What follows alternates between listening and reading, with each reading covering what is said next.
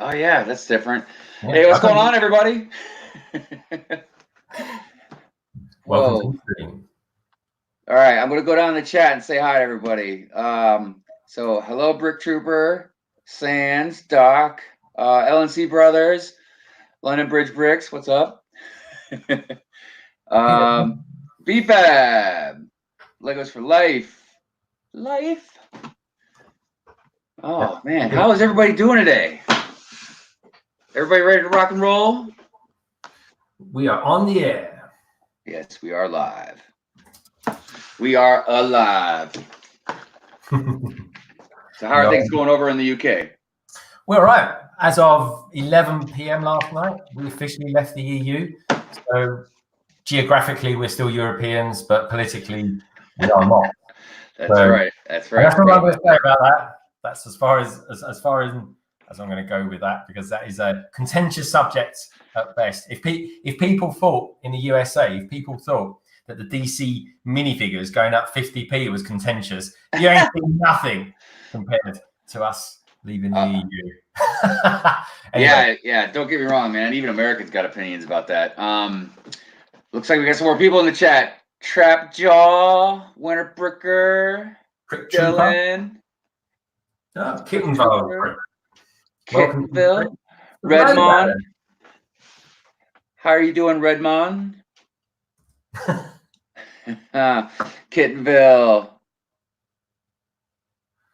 Yeah, it's good to see them all here. Redmond, welcome to the stream. It's good to have you here. I don't believe we've actually met. Good to meet you.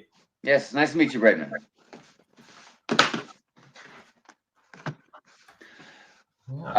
So I'll tell you, well, before we really get started and everything, you're asking about Lego Hunter B. Yeah, tell me about that, man. Am I hearing an echo? I can't hear an echo.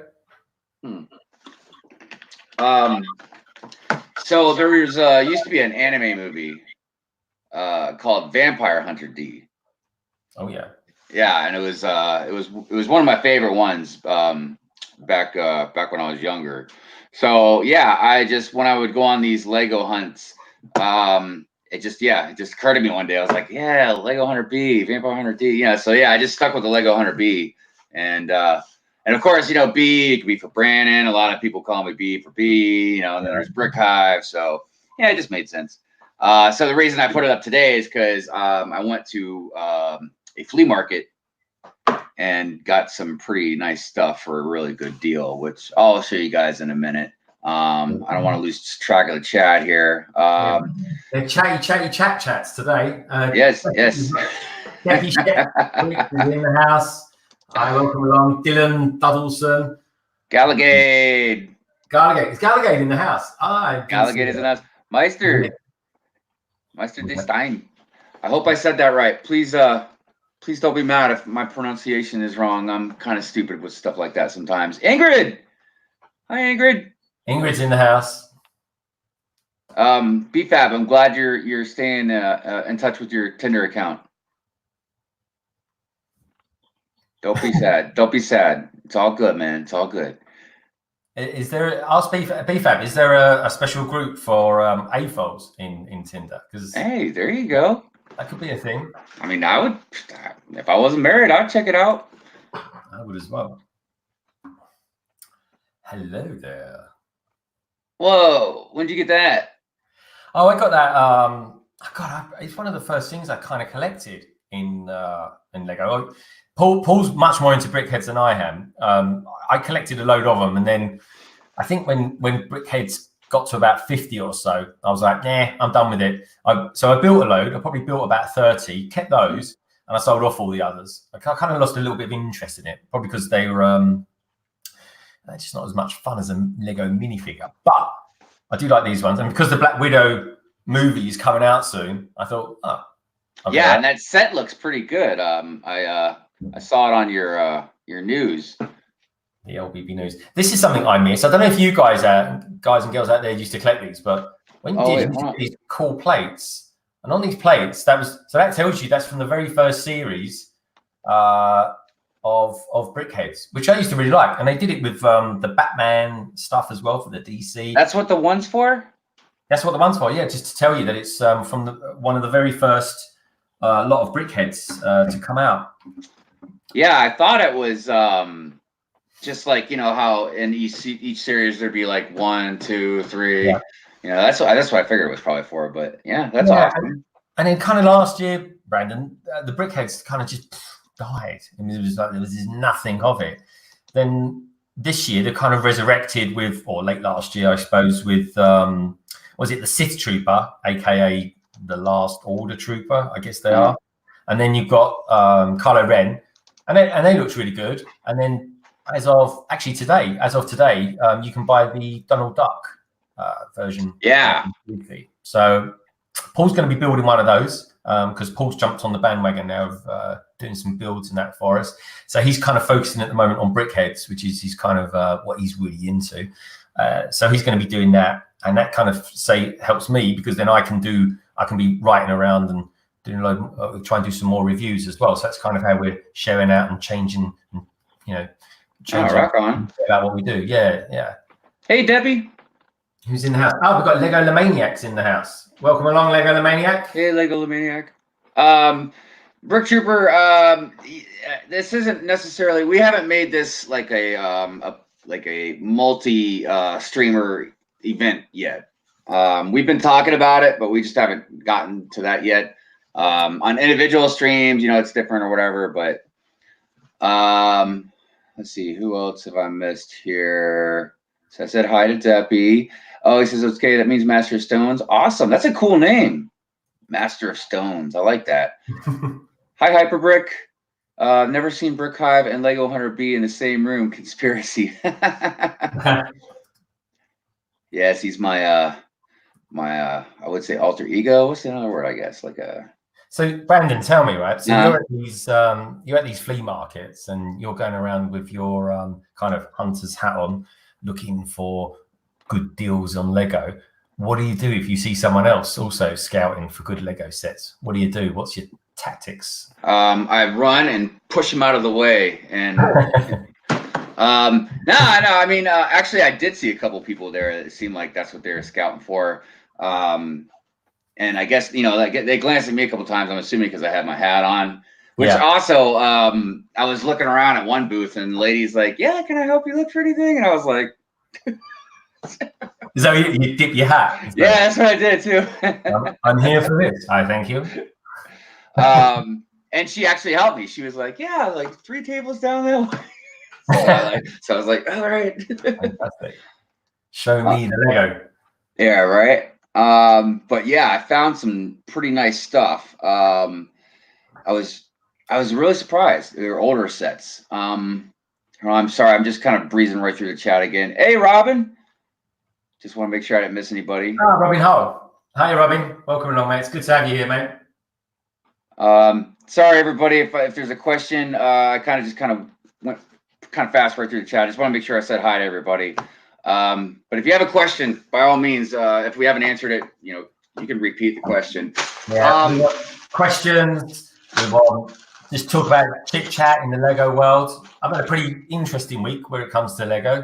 And I know Brandon has, because anyone out there watching this obviously watches Brick Hive, and hopefully one or two of you even watch London Bridge Bricks as well. But I'd always recommend Brandon's weekly review, or weekly review or week in review? Well, it's week in review, IN. But yeah, it does. You know, I was thinking about that over the last few days. I was like, it kind of sounds like weekend review, like with END. You know, like it's a weekend. But no, it's weekend. You know, like it's the weekend review. Yeah, no, I like it. And this week, everyone, you'll see Brandon and the cogs moving, where he's discussing the table and what he's going to do with the table and how he's going to make the table. And well, everybody also needs to know, if they don't already, like the weekend reviews, they're just random moments in my life vlogged. You know what I mean? It's not just something for Lego. I mean, I do, obviously Lego revolves around my life, so there's definitely Lego in it. But it's just anything and everything that happens throughout my life that I got my camera on. I just film it. But yeah, it was pretty. There's always something going on, I'm telling you. And it always looks great, mate. I love it. I love it. So this week I say we, it was a royal we. We had this thing. I think Robin, if you're in the chat, he'll know all about this. But there was so there's a new theme that's just gone out there called Lego Dots, and in the centre in London, a place called King's Cross, so slightly north, going towards North London. They had this giant Lego house. So you know those like ship containers you get on the ships that right. from one country to the other. I think it was 8 of those they had, and they built like 5 rooms out of Lego.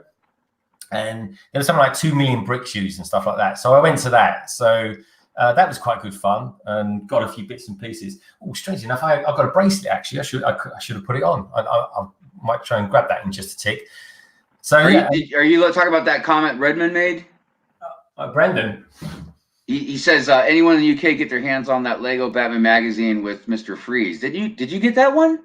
No, I didn't get that one. I'll tell you what magazines I did get though. So these are, I'm going to be reviewing these. It'll be out next week. So I've got the, so in this country, they seem to be quite rare because people have got in touch with me and said they just can't ever buy them. So I've got this one here. So this is the. Oh, hold on a minute. Let me get your screen here. Right. All right. We've got the hidden side. Nice. A free figure there of Alfredo, I think he's called. And he's pretty cool. So I'll be flicking through that, just talking about it and, all that kind of good stuff. But the one I can't wait to do is this one. And this is random because every now and again, Lego does these special editions. But this one comes with 3 minifigures. Oh. So we've got, obviously, Master Wu. We've got Cole. And we've got this guy here called an Indroid. Yeah, an Indroid, who's a copy of a Borg. But, yeah, so we're going to be flicking through the pages, chatting about it, talking about the puzzles, a little bit about the artwork. But more importantly, the figures as well. We'll be discussing those. So, and they're really good value for money, Brendan, because that Ninjago one is, £4.99. And you get anywhere between sort of £9 and £10 worth of minifigures with it. So, yeah, that's pretty wild. Yeah, it's a good bargain, and like I said, not everyone seems to be able to get hold of these. So we thought, do you know what? Let's do a couple. And we did a video, and it was really well received. So we thought, right, we'll do some more. So those ones will be out this week. And if anyone's interested, come over, watch it, and let us know in the comments below what you think about all that kind of stuff. But yeah, so we kind of did the magazines. We never meant it. We just thought, we just do it while we got them. And it turns out, they're actually, and it's only because people kind of struggle to get them that we thought, we'll just show them off. So yeah, so we do. Cool. And I haven't got much hidden side stuff, so I'm happy about doing that. And it, in a funny way, Brandon, it kind of kicks off my introduction into Ninjago as well. So it kind of helps you learn about. Definitely. Yeah. Doc's in the house. Doc, what's up? Oh, hey, collecting. We got collecting as well. I'm so glad you made it, collecting. Welcome to the stream, everybody. Yes, welcome. So I think it was Deppy asked a few comments back about what we were doing on the stream today. So I am going to build. I haven't even done a video on it or anything yet, but I'm going to build this this TIE fighter that I got online. It's of course you can tell it's one of the older ones. It's actually from 2001, so that's almost 20 years old. So is that the very first TIE fighter? I don't think it's the very first one, because I'm pretty sure there's some that came out a couple years before that. But I saw it, and I saw it for a pretty good deal, and I really like it. It comes on a stand. Like even the directions are like all old school. But anyways, that's what I was going to be doing today. That's cool. Do you know what I think is particularly cool about that set? Is that it matches your headgear. Oh, with the blue. Yeah, it's got the same actor, isn't it? Nice. I didn't even think about that. So I'm going to be building something a little more down to earth. And I'm revisiting this set, which is the Creator 10258 London. Ah, yes, the big bus. That's it. And I'm determined to finish it this time. Oh, those are strong words, Greg. So those are. How long are we doing this for? I don't know, a couple hours. Yeah. So, and I've still got the Batmobile to do, but I'm done with doing that on streams. I'm just going to build that in and around when I get some free time. I seen that Hoosier and Haley and I can't remember who else. They're like all building the Batmobile like at the same time, like one bag a week or something. I can't remember exactly how it was. But, right, that's a good idea. Yeah, so I was watching them the other day. Doesn't it seem like ages ago that we did that ourselves on the day we could buy it? Man, I couldn't stop building it, man. I just had so much fun building that set. It's crazy. Yeah, when I get into the groove of building that, I love that set. Hey, let's see here. I just missed somebody. Nathaniel. Hello. Yeah, Nathaniel's in the house. Hi, Nathaniel. Welcome aboard, my friend. Good to have you here. And I see Flash Pants. Hi, Flash Pants. Thank you for stopping by and saying hi. Flash Pants. And hitting that like button. Brick Vibe. What's up? Brick Vibe's in the house. Fantastic. Oh yeah, I should throw some banners up. Yeah, pop them out there. The Transatlantic Livestream is live. In case anyone was wondering, we are now indeed alive and kicking. But yeah, good to see you here, Brick Vibe. Yes. It's so nice everybody stop by and share their time with us, and I love interacting with everybody so much. Yeah, me too. It's and it's good to have some new people out there as well, which is nice. Yeah, always nice to see new people. Collecting bricks at Sands. I knew you had space chickens. Space chickens, that's cool. Doc Sampson says, doing great. How are things with you, Lamaniac? Yeah, that's cool. I tell you what I have been watching, Brandon, quite a lot recently, Doc Sampson stuff. Now he's recently, in the last day or so, it might even just been today, posted a review.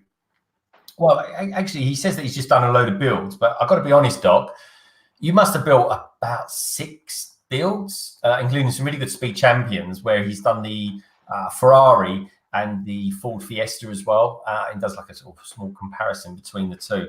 And I was really interested to know his thoughts on the speed champions of last season compared to the speed champions of this season, because now, of course, now they're 8 studs wide as opposed to being just 6 studs wide. So really good review, Doc, and I really enjoyed it. And yeah, keep it up, mate, because I thought they were really good vids and I really enjoyed it. So if anyone out there is new to the stream and new to Brick Hive and London Bridge Bricks, please do sub to each other. But a special shout out there to Doc, because I thought you're doing some great vids there, mate. So well done and keep up the good work. Yeah, man. Doc, you put out some great content, man. I love his videos so much, man.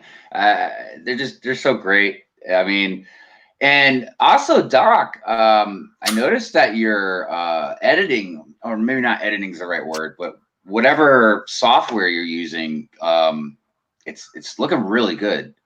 Like, like just everything from like your music to just the intro, and yeah, you're making me want to do better.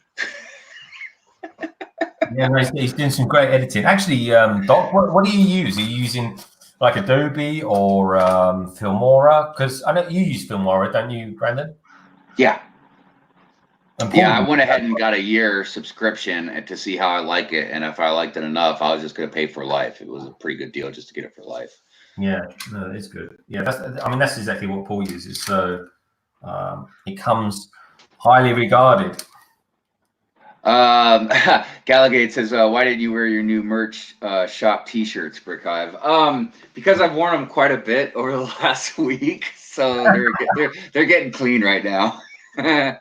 But I figure, there'll obviously be future streams to show it off in. Actually, Yes, in the week in review, I put a link to the Teesprings account to my shop. So now if anybody wants to get one of the Brick Hive shirts or stickers, there's also like coffee mugs and posters and I don't know, other stuff I can't really think of off the top of my head.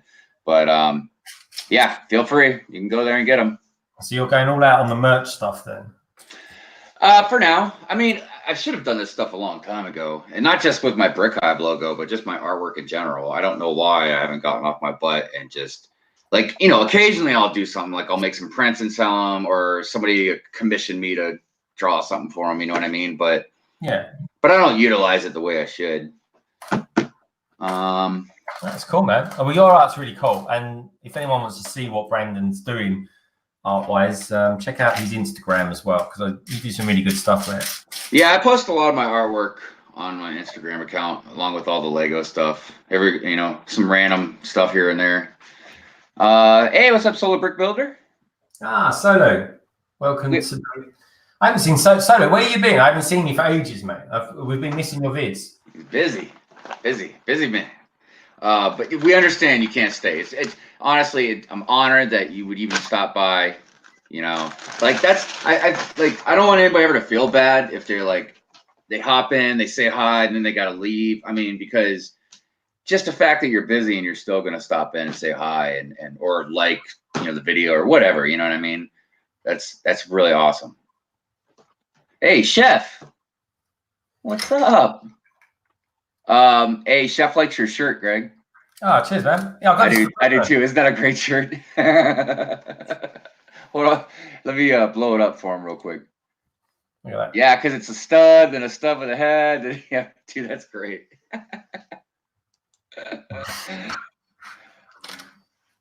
The evolution of the Lego minifigure.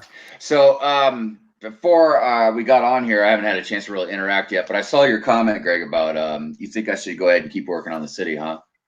See, I like the thing is, right, the way I'm looking at it, right, is the Star Wars is going to be a cool thing that we're doing, but I don't know, man, the actual mountain is going to look great when you've done it, and you've done a really good start to it.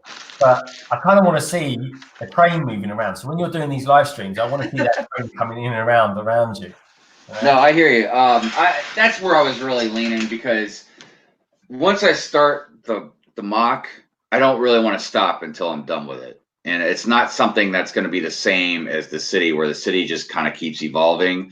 But the reason I wanted to kind of finish up this part of the city is because I really wanted to get the train running.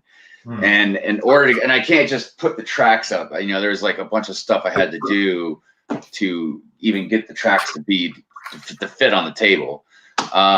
So now I just got to get some base plates and I don't know, probably a bunch of just green plates in different sizes, but I don't know. It's still got a lot of work, but I feel I'll get to that point in a fairly decent amount of time, and then I can start on the mock. The only thing is, I'm not going to have the mock done, probably not even for Brick Fair Virginia. It's possible, but I doubt it. Okay, are you thinking of displaying there? Oh, I'm definitely going to display it. Oh, fantastic! I never knew that. Oh, that's brilliant. So tell me about Virginia, because what I love about Virginia is that's where you and I kind of hooked up when we borrowed some of your vids. And plus, it'd be like our year anniversary almost. You know what I mean? It will be our kind of anniversary. We should we should do a live stream from there or something, mate. Oh, definitely. Why don't we do a live stream from Virginia? That'd be funny. Oh yeah. I don't know. I guess I could do that. I mean, I know I can. I just, I didn't really think about it. Collecting, it's okay. I understand you can only stop in for a bit. Hopefully one day you do evening streams. Yeah, I think I'll throw down probably at least one evening stream this week. It'll probably be like Tuesday or Wednesday. But Yeah, but I'm definitely going to display it. And not only am I going to display it, but I'm going to also like have some t-shirts and, some merch to sell. I want to actually set up a booth, have like, a banner behind me or something. Yeah. And I thought about maybe doing a booth anyways, even if I don't have the mock finished, but I'd rather have something to display as well. So, well, I suppose I didn't know that. So maybe you kind of got to look at it in a kind of style of prioritizing. I guess, you know what? You can take out some of those sets that you've got there in your city and just take those as well. Yeah, that is very true. That is very true. I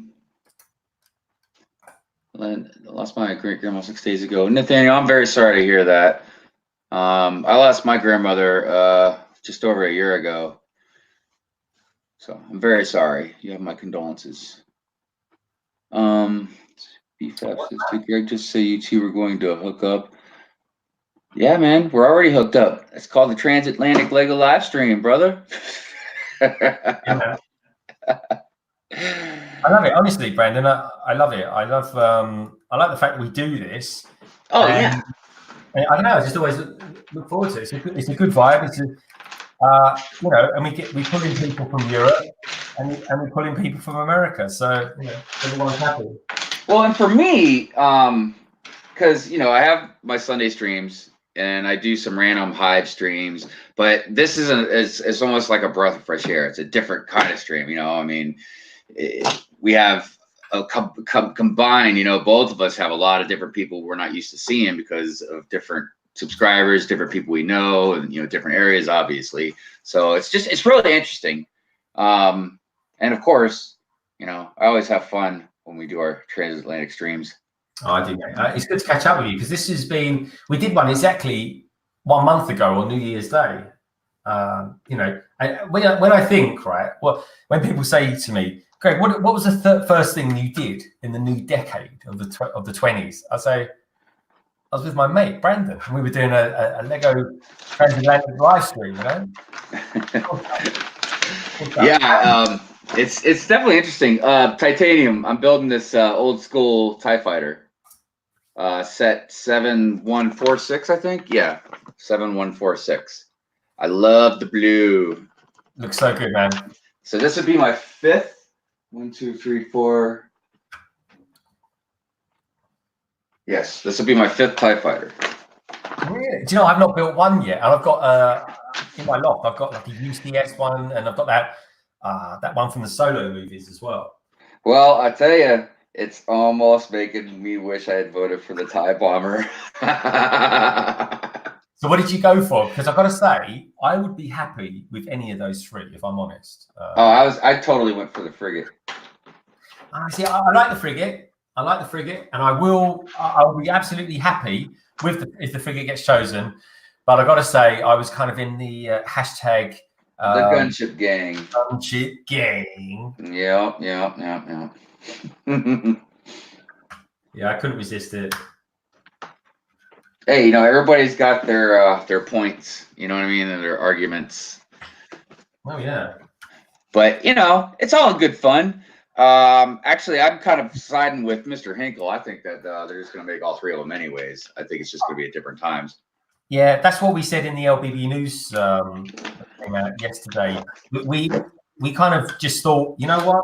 If they've kind of come out with the idea of those are the three, then you're going to bet your life that the designers have already done it and thought, we can't make up our minds. We'll just throw it out and everyone can kind of do it for us. And I'm not saying Lego wouldn't do this, but I don't know. It just seems like weird almost if they leave it up to us to decide what set that they would make. But I don't know. Yeah, I could be wrong. I guess that's to a point, isn't it? I mean, it's a bold business move, I guess. Yeah, I tell you what though, I don't think it will come out this year. And I've got to be honest, I kind of thought about what Ryan over at M&R Productions said recently, and he thinks because this year is the 40th anniversary of arguably the best Star Wars film ever, The Empire Strikes Back. Mm-hmm. He thinks that the AT-AT could be this year's UPS set. Oh, really? Yeah, and I don't think that's a bad shout, to be honest. But I am working on at the moment. Well, I say working on. I'm collecting all the bricks. It's about 2,600 bricks for a custom mock of an AT-AT. So watch this space. I'm going to be kind of talking about how I collect all the parts together via brickling controls, and then build it. But hopefully, I'll be doing that in the next month or so. It's going to be a big one, that is. So it'll probably take me a year to build it, but I'll build it in a couple of days, But it's going to be a really tall one. It's Bike collecting. It's much bigger than the one that the Lego brought out themselves. Oh, really? Yeah, Ninja's in the house. Welcome along, Ninja. Good to have you here, mate. Ninja. What is happening? Ninja is in the house. My favorite ninja.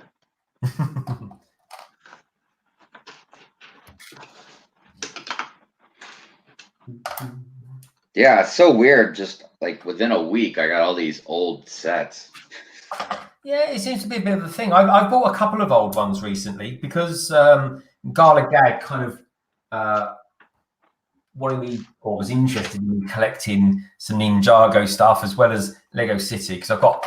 I mean, we did a Lego haul just a couple of weeks ago. It came out, and I bought a lot of Lego City stuff in the sales over Christmas, and that.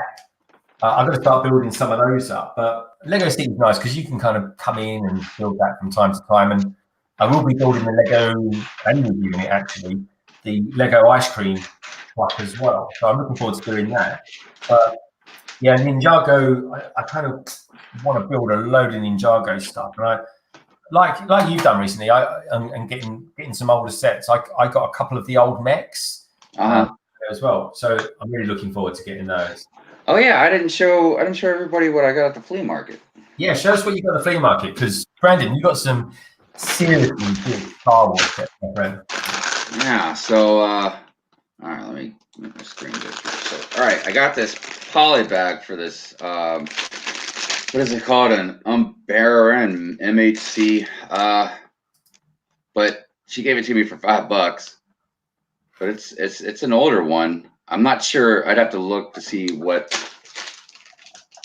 2013. So I'm not sure exactly what series that was. But anyways, got this like Rebel old school like attack battle pack for some Rebels.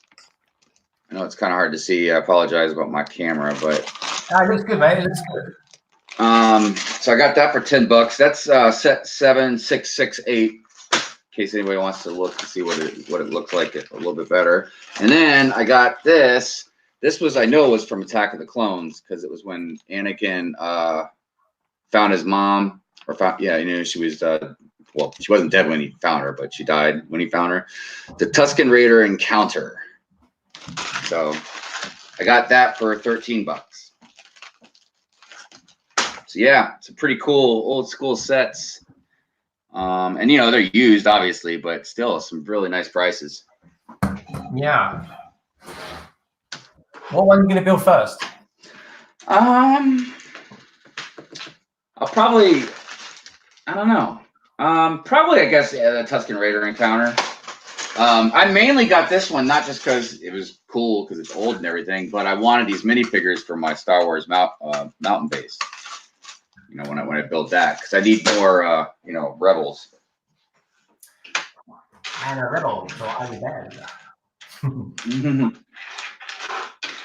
Hey, Brandon, I've got something to show you. What's that? Check that out. Oh, yes, dots. I didn't realize, you can make, pineapple and make other stuff with it.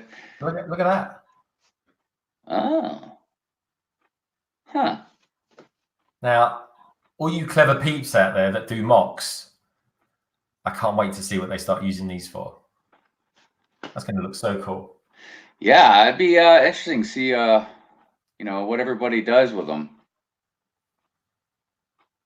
Well, we can do a test. We can see how long this one stays on for. How about that? What do you reckon, girls and boys out there? What do you reckon of that? We've got 60 minutes. It's all right. I probably haven't gone for the most manly of colours there, but hey, it's a geometric pattern, so it's not bad. Yeah, man, that's pretty cool. I like that. Oh, whoa, what is that? So when we went and visited the House of Lego, or the Dots, the House of Dots, you could build stuff, and from that you could, excuse me, you could take stuff home with you. So I managed to grab myself a few plates and a load of little elements, but that was what I built. So it's quite nice color combination. Nothing too eccentric, but I got some videos and stuff like that. We're going to use it actually for the LBB News next month, to be honest. It's going to be sort of our primary main story mixed in with, I don't know, the launch of Lego Dots as well. So yeah, it's just nice to sort of get involved in and do something like that. So, yeah, also everybody, you know, after you watch the stream, you should go over to Lennon Bergerbeck's channel and watch their LBB News. It's very, very well done. Very, very well done. It's a good recap of the basically all the highlights of the month. Ninja, he put that quote up. I killed them all like animals. That's great. Like animals. I tell you what, that was probably one of the best acting feats of the Anakin Skywalker in that entire film. I agree. And look, he didn't stop. What's that? I said he didn't stop, did he? He didn't just kill the adults and the parents. He went for all the children as well. The women and the children too. Yeah. I thought it was a good recovery after talking about what sand is like and the fact that he doesn't like sand. Yeah, what are you gonna do, right? Yeah, I really I don't even the simple things about that one scene with the Tusken Raiders, like I just really liked like how right before they transitioned to the next scene, you know, like he struck the lightsaber down. Yeah. It was really good. It was a really good transition. I tell you what was talking to Tusken Raiders, what I thought was pretty cool was when in the Mandalorian, when the Mandalorian is negotiating with them.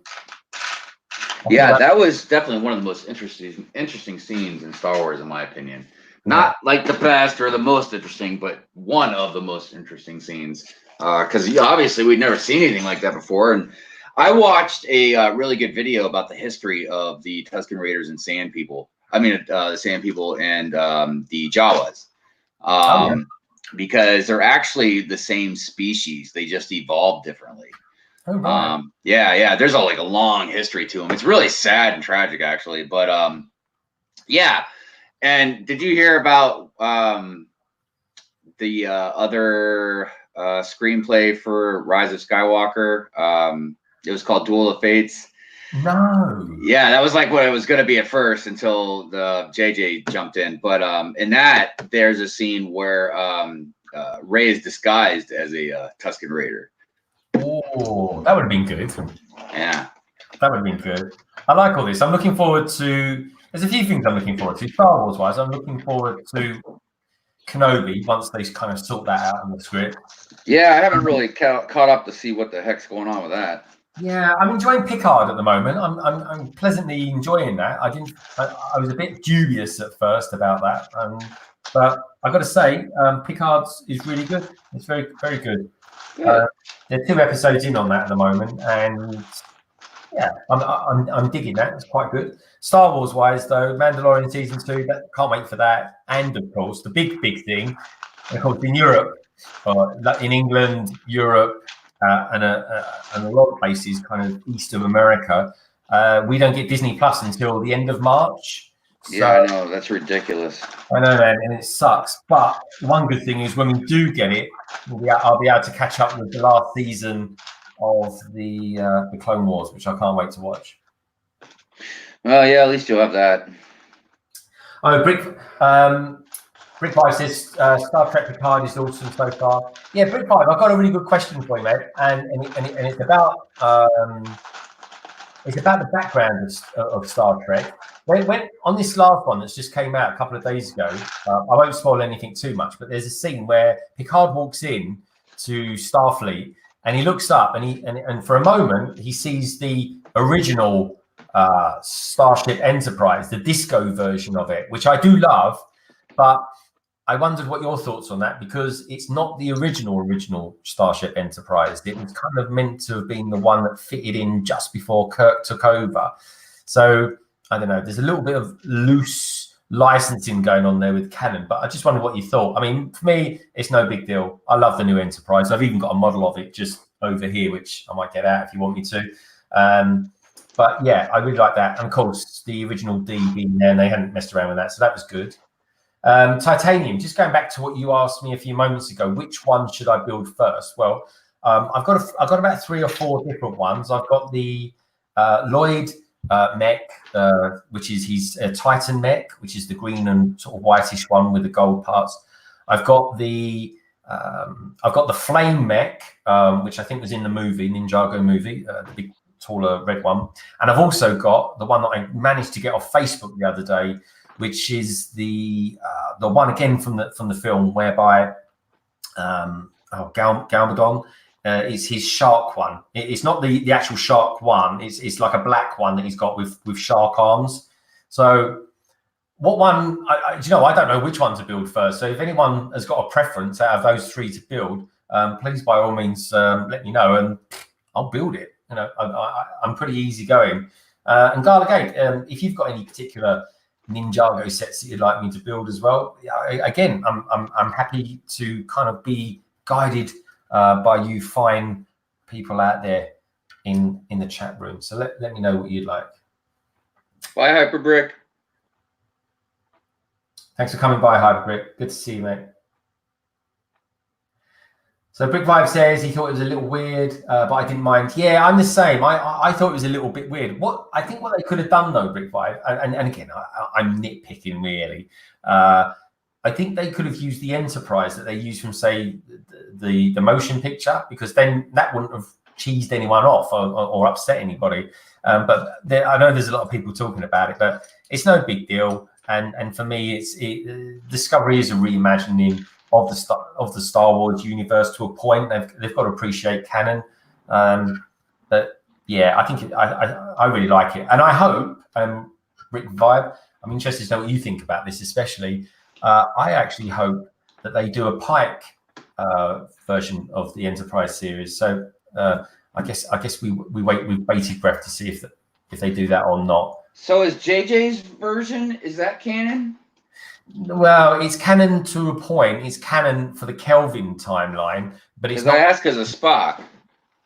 Yeah, so Spock kind of crosses over into the prime line and the Kelvin timeline. So okay.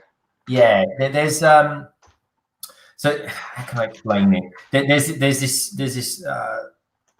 this big catastrophe that happens for the Romulans. Their planet's going to implode and stuff like that. And what happens from that? There's the Kelvin timeline. Again, everyone, J.J. Abrams at work here. So Spock tries to save the planet. Anyway, something goes completely wrong, and they saved a load of Romulans, but they didn't save the whole planet.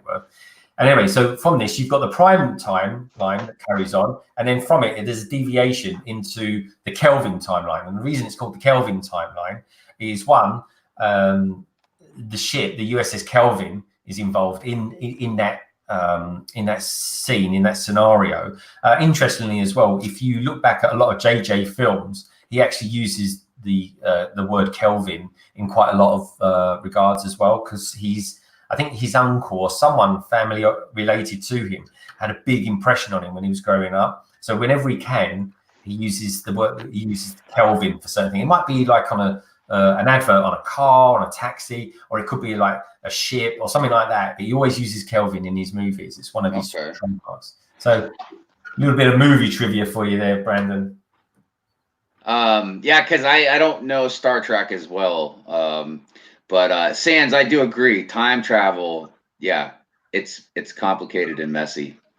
Yeah, Even though I do like it generally in movies, I'm fascinated with time travel, especially if it's done really well. But it does. Yeah. It can muddle things very, very easily. Oh yeah, you've only got Brandon. You've only got to ask the Flash about. Yeah, Flashpoint's a good example. Yeah, man. I tell you what, I've been watching though recently, and I got to say it's a bit gruesome, but it's very watchable as well for any DC geeks out there, and that's the Titans. I'm on season 1 of that at the moment, and it's pretty good. Yeah, I don't know why I can't seem to get into any DC shows, man. I've tried. I mean, I think The Flash is the closest I got. I went through about a season of The Flash, and I didn't hate it. I just haven't jumped back into it yet. But I don't know. Well, because there's a lot of DC shows. Yeah, let me ask you a question, Brandon. I know you're a big comic fan like me. When it comes to the TV shows, did you like The Boys? Oh yeah. Yeah, well, this one's quite like The Boys. It's not as humorous, but it's definitely as dark. They can't be as dark as The Boys, or it'd be on like it wouldn't be on CW, man. No one's getting bombs in places to blow them up. That sounds like what? Well, do you remember the Invisible Man that was in it? And he had one weakness. Yeah. Anyway, it was great. If anyone watches it, they'll know what I mean, and I'll give you a hint. That's the great thing about the show is I think it kind of represents something that would be very, very realistic. So if these superheroes existed, I don't know. I think most of us would really be scared of them. I don't know, depending on how powerful they were or how much they could get away with, but because you got to think, man, Homelander, like even in the show, they explain like that they just kind of play ball most of the time to get paid or whatever. But I don't know, man. I really feel like they can kind of do what they want. But it's definitely a really, really cool show. Yeah, definitely. And I think there's a trailer just come out for season 2 as well. Yeah. I got to see that. Definitely.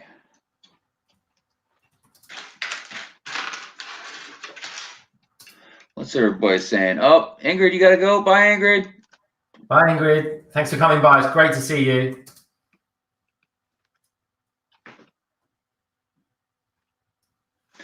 Bricks in Lithuania, I'll definitely check out your new video. Would you build another lightsaber? Oh, nice. Man, I'm telling you.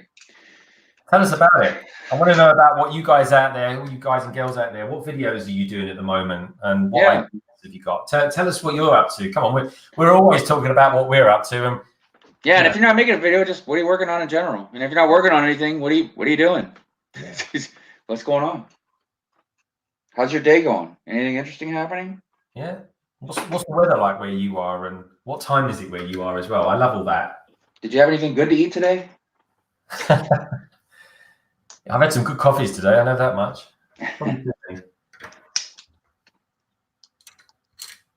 How many pieces is in that set, mate? It can't be much. It doesn't look like a lot. It doesn't say. And I don't have the box. But dude, it can't be more than a couple hundred. Because there's not much going on here. I'm feeling like almost like once I build the cockpit, the wings are gonna go by real quick, and that's it. But I really like how it's on it. It comes with a stand. That is really nice. Yeah, there was that funny one that came out recently. They called it the Sith TIE Fighter, but really it's the last order dagger shit. That one came with a stand as well, didn't it? Oh yeah, the Sith TIE Fighter, right? Yeah. So let's see, what's everybody doing? Brixland says I built a new lightsaber, but I didn't make a video about it. That's all right, man. We've seen a good handful of lightsabers you made, and they've all been very, very impressive. As a matter of fact, except for maybe I don't know, unless I haven't seen anything, Bricks, honestly, you've built the best lightsabers that I've seen almost, except for like, but the ones that Greg got, those are really, really awesome too. Yeah, we were lucky to get that, Brandon, because I've got a friend of mine at work. He's a nice guy. Yeah. He basically bought it and he said, well, here, why don't you build it and use it on your channel? So I said, yeah, defo. So I did. But when I came by last week and I just jumped onto your stream for a bit, yeah, Bricks in Lithuania was building some lightsabers, and there was one with a kink in it. I thought that looked good, Bricks in Lithuania. I definitely would like to watch a video on that, because what I do like watching when people are building all these sets and stuff is I like to see the techniques people are using, and definitely that's really important. I take quite a lot away from that. Yeah, definitely. See, Titanium says no videos for me. I'm in college. Yeah, we know what you're doing, Titanium. Studying, work. Bleh. Doc says I'm working on a salt video. Salty, nice. I guess that's a good. Well, unless it's a different kind of salt, but I was thinking it's a good companion piece to your Snowmageddon videos, if that's the kind of salting that you're talking about. But you might be talking about like salting your French fries or something. I don't know. All the snow's melted now, isn't it? What's that? All the snow's melted for him now, isn't it? Yeah, that's what I thought. So maybe, but I don't know. America's funky with our weather, man. He could have gotten a foot of snow last night and it probably wouldn't have been nothing of it. Wow. Bye, Nathaniel. Let me go back up here a little bit. So Ninja says, I'm working on a non-Lego related thing, but I really need to get some more Lego content out. Hey, like the rest of us, man, you just do what you can. Ninja says, I'm working on a non-Lego related things. I'm working on non-Lego related things. Well, I also am kind of a little bit here and there. Well, what I liked about Doc Samson's video, again, sorry, I'm harping on about his video, but I really liked the review, because the surprise for me in his review is that he reviewed about, like I said, 5 or 6 sets. And then right at the end of it, he put a Mega Constructs one in there from Game of Thrones. The Game of Thrones, yeah. Yeah, and I just found it really interesting to watch. It's just something different, because Mega Constructs at least is Mega Constructs. It doesn't, it's like Lego, but it's not like they go to places like Lepin does, or Nugoro, which is what it's called now, whereby they rip Lego off. They're not doing that at all. Instead, they do their own. No, they're coming up with their own stuff. I mean, so they're legit. But I know one thing that they do, and I don't know if they still do it, Doc, or maybe they did a really good version of the Starship Enterprise from the 60s. And I wouldn't mind getting that if it was still available. I'm not sure if it is, of course.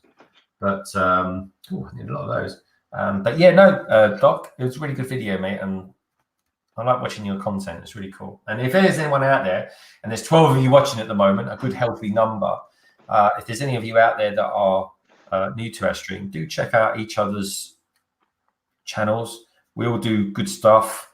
We're all like-minded. Otherwise, we wouldn't all be here at the moment. And Doc is quite unique in so many ways. I'm sure you agree, Brandon.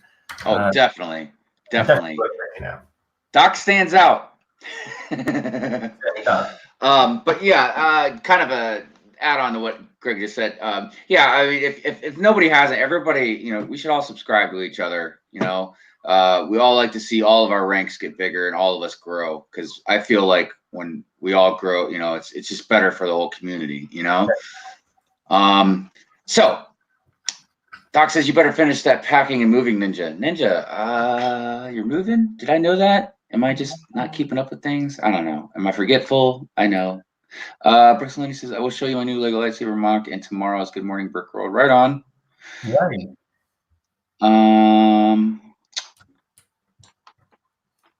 I might even be able to jump on that for a little bit myself, mate, tomorrow. Oh, that'd be cool. It's always cool. I'm filming tomorrow. So tomorrow I'm filming the magazines, and depending on what time's like, I'll do the review as well for the ice cream truck.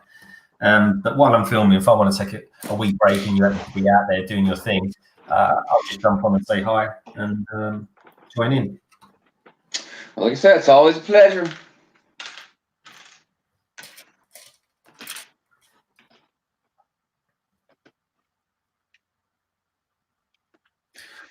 Doc says that he's got the Kirk, Spock, and Picard in Mega Constructs. Doc, is that still? Are they still actually making those for it? Have I missed the boat on to get those sets? Because I do so wish that Lego had the license, but to do that. But they're, I mean, I'm not keen on their figures. I have to say, their figures look a bit odd. But I mean, saying that, let's face it, Lego minifigures look a bit odd, really. But I'm interested to know what you think, because in your review, Doc, you mentioned that you said well, it's definitely not Lego. And so was that what was you alluding to when you said that?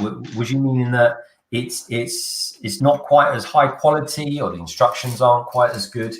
I'd be interested to know what you meant by that. But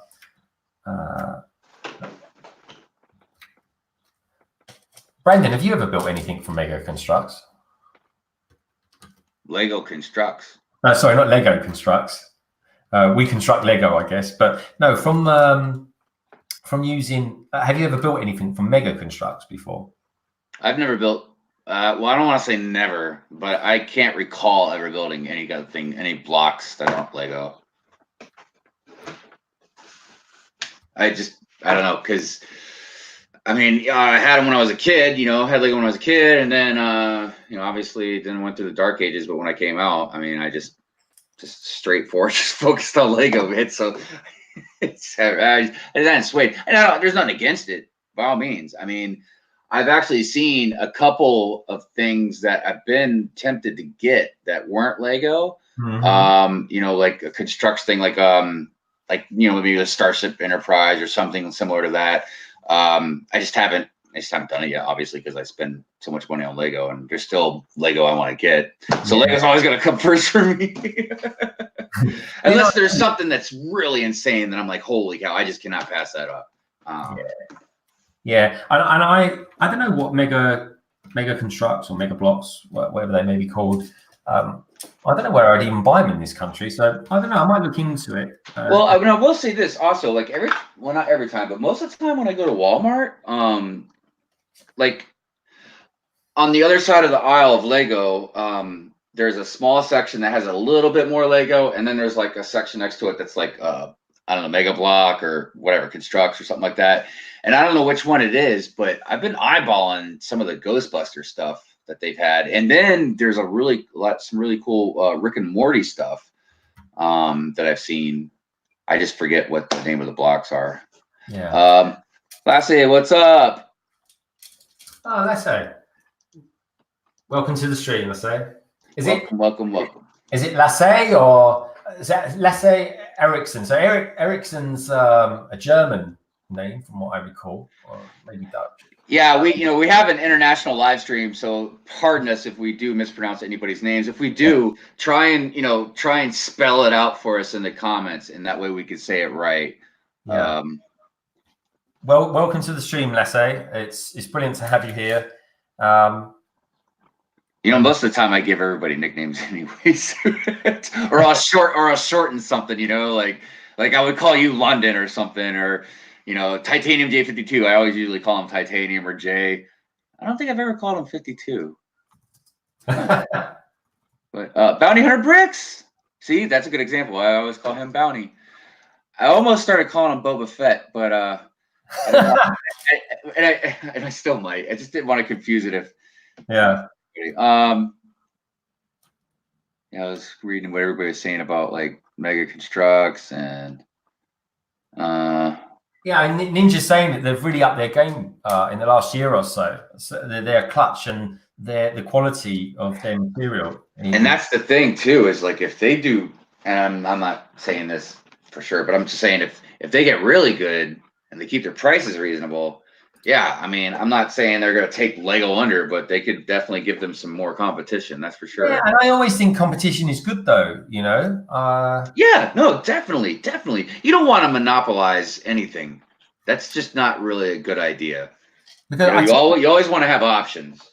Well, I tell you who's coming out soon in Lego, and they did some they were out before in Lego, and then they went to Mega Construction. That's the Minions, and I know that they did a really I know that Minions was really well thought of on Mega Constructions. I'm sure it was Mega Constructs anyway.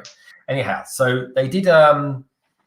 Mega Constructs had the Minions license for quite some time, but now Minions have gone over back to Lego.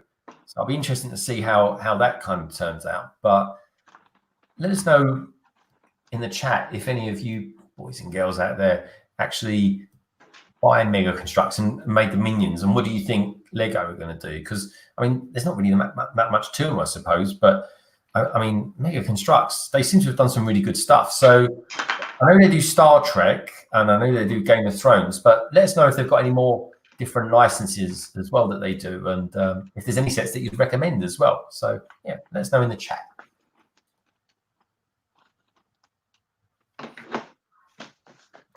How's that TIE fighter going? Almost done with the cockpit. I'm trying to make sure I finish this for the stream. I'm determined to finish this stream or tomorrow's stream. Nope, this stream. I'm gonna do it. We've had this particular week, especially, we've had a lot of Lego news coming out. I don't know if you ever follow Lego Ideas, but I've been thinking about getting that space station. Yeah, the guy, I forget his first name. His surname is Rouge. He was at the Nuremberg Toy Fair this week doing signings. Cool. Oh yeah, how was the toy fair? Didn't you go to that? No, that was in Germany, my friend. Oh, there was one in London. There was one in London a couple of weeks ago. I was interested, but when I heard that there was going to be more Lego at Nuremberg, I was like, nah, I'll leave it. Did you go to the Dot House or whatever it was? Yeah, the Dot House last night I went to. So I got my plates, got my bracelet from there. I got a cool little bag as well, actually. Yeah? I'll show you the bag. Yeah, show us the bag. What's in the bag? Hey, Brick Studio, how you doing, brother? Here we go. Look. Up we come. Hello there. Hello there. Nice. House of Dots. Yeah. So the artist, so that is actually the house. That's what it looks like. If anyone wants to see any more pictures or anything like that, I'm going to put a few more bits and pieces out on Instagram. So Lego Dots was released this week. There's a wee example of some dots. Anyway, and to help with the launch of Lego Dots, Lego, I don't know what you call it, collaborated with someone, this artist who's into geometric designs and everything like that. And they came up with this House of Dots, which is made of containers and stuff like that. And her name's Camille Walala, which is a heck of a name, but it kind of flows off the tongue beautifully as well. And yeah, it's fantastic. And one of the weirdest rooms was the disco room, but you had like a sitting room, a kitchen, and all those kind of things, and even a bathroom, which I kind of dived into, and there was loads of balls in there and stuff like that. And it was just really good fun. It was something quite weird and wonderful to do. So if anyone's in London, I think tonight's their last night, and whatever is the time there, 6 o'clock. I think it's literally just closed. So that house, it's just temporary, right? Yeah, and it's made up of. I'm sure it'll turn up again somewhere. No, but that is really cool. You got to go to that, man. Well, it was a real last minute thing. So Kaz from Blockhead UK, she's a fantastic Lego AFOL, and funny enough, she comes to the same lug meetings that I go to as well. Here for London AFOL. So if anyone's in London and they want to go to a lug meeting, which is a Lego user group, check out London AFOL. It's really, really good. So Kaz goes there as well, and she's really well known for doing stuff like Macropolis, which is effectively like a tiny city. It's a tiny city. So she'll take a plate like this, and what she'll do is she'll construct a building out of it. Anyway, so she's done 1, 2, 3, 4, 5, and next thing you know, she's built this great big city, and it's even on show over in Denmark in the Billund House. So yeah, do check out Blockhead UK. Yeah, Kaz is awesome. You should go check her out. It's really good. And but she was one of the AFOLs. I think there's about 10 AFOLs, certainly several people from the London AFOLs group who actually helped construct it as well. Nice. So, you know, she's a little genius, she is. And I know she was going back there today. And I think Robin Hull, if you're still in the chat, I think you was thinking of going there as well. But anyway, it was a great thing to do. And I'm going to be putting out more pictures and vids and that over the weekend on Instagram and Twitter. So awesome. keep your eyes peeled for them, and we'll see, and you'll see a little bit more about it. Because I think London sometimes gets a kind of an unfair bite of the apple, because there's always something going on around the Lego. But next month there'll be news. We'll have a whole plethora more of stuff that we got up to on that.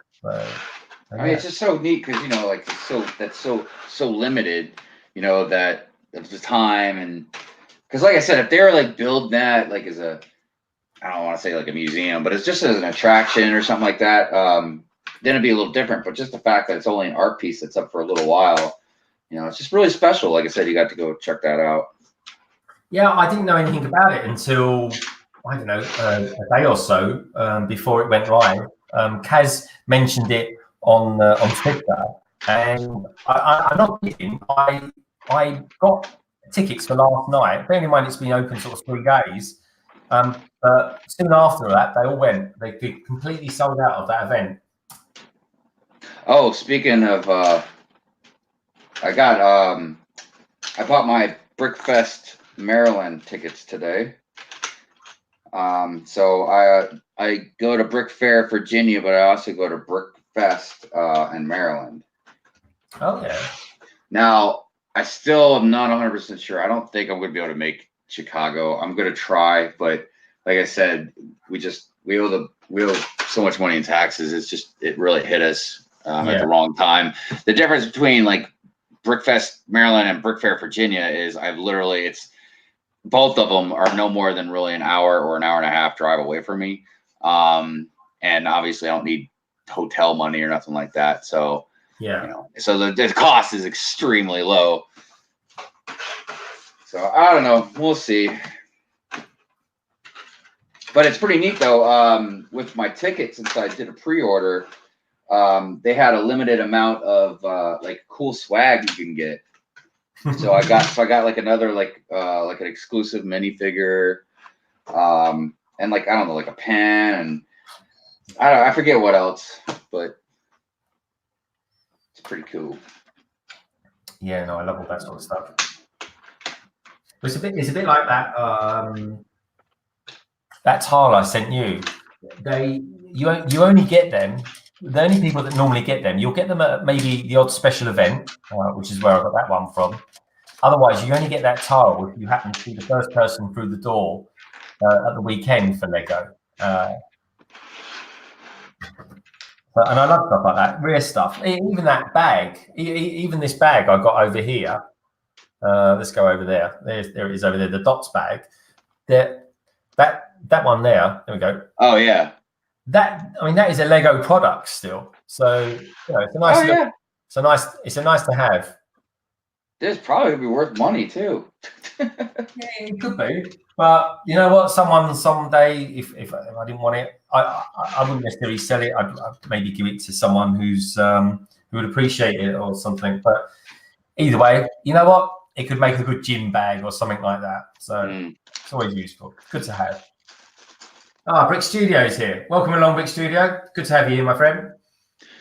Let's see here. Brick Vibe says, Brick Vibe, I'm going to be so upset if you don't come to Chicago. I swear I'm going to try, Brick Vibe, because I really want to go to Chicago. Not just to go to Chicago, but obviously to meet all of you. It just seemed like it's going to be such a good time. And I mean, my wife and I were going to make like a nice trip out of it. You know, we're going to go to the convention, but, you know, sightsee around Chicago. And there's this really crazy Marvel exhibit that's going to be in Detroit. So we're going to drive a few hours over to Detroit and see that Marvel exhibit. It's like a limited time thing. But I think they have like original art and props from the movies and stuff like that. That's going to be good. Yeah. I thought I'd make a really cool video I could share with everybody too. Oh, definitely, man. So everybody's digging your Yoda and Porg in the background, it seems like. They're good, mate. Brick 5, you doing your stream tomorrow also? Yes, I will be doing Good Morning Brick World tomorrow. Which is kind of why we started, well, at least in my time, we started at noon. It's really rare I get up early on both Saturday and Sunday. Have you ever got up during the week and thought, oh God, I've got a live stream to do, then realized you've actually got to go to work? No, but I can't tell you how many times either I miss it or I'll sit in bed watching somebody's live stream just quietly. I'll like it, but I've said it a billion times. Like I'm always scared to say something because I don't want them to think I'm ignoring them if they say something back to me. Because I always have the volume down because I don't want to wake up Donna Lee. But like I'm always watching like Doc's live streams or I know I watch Ninjas and I'll watch was it Aussie Brick Chick. I watch hers sometimes. Yeah. It's just I don't know. It's just the time frame is just so difficult sometimes. I don't know, man. I've been way more tired than I've normally been lately. Yeah. Well, you got to be careful as well because of your thing. But yeah, I've noticed like June, January, first couple of weeks, maybe even 3 weeks into January, there wasn't a lot of live streaming going on. And then the last couple of weeks, it seems to have exploded since there was a brick fair on it. Where was that? Whose year was that? Brick Fair, Alabama. That was it. And I loved all his coverage that he was doing, and his daughter. And Garlic was always in on those as well, so it's good fun. Yeah, they did. They got a lot of good footage. Bricksmith did as well. And he's still been posting pictures and stuff. So that's been pretty awesome. Yeah, definitely.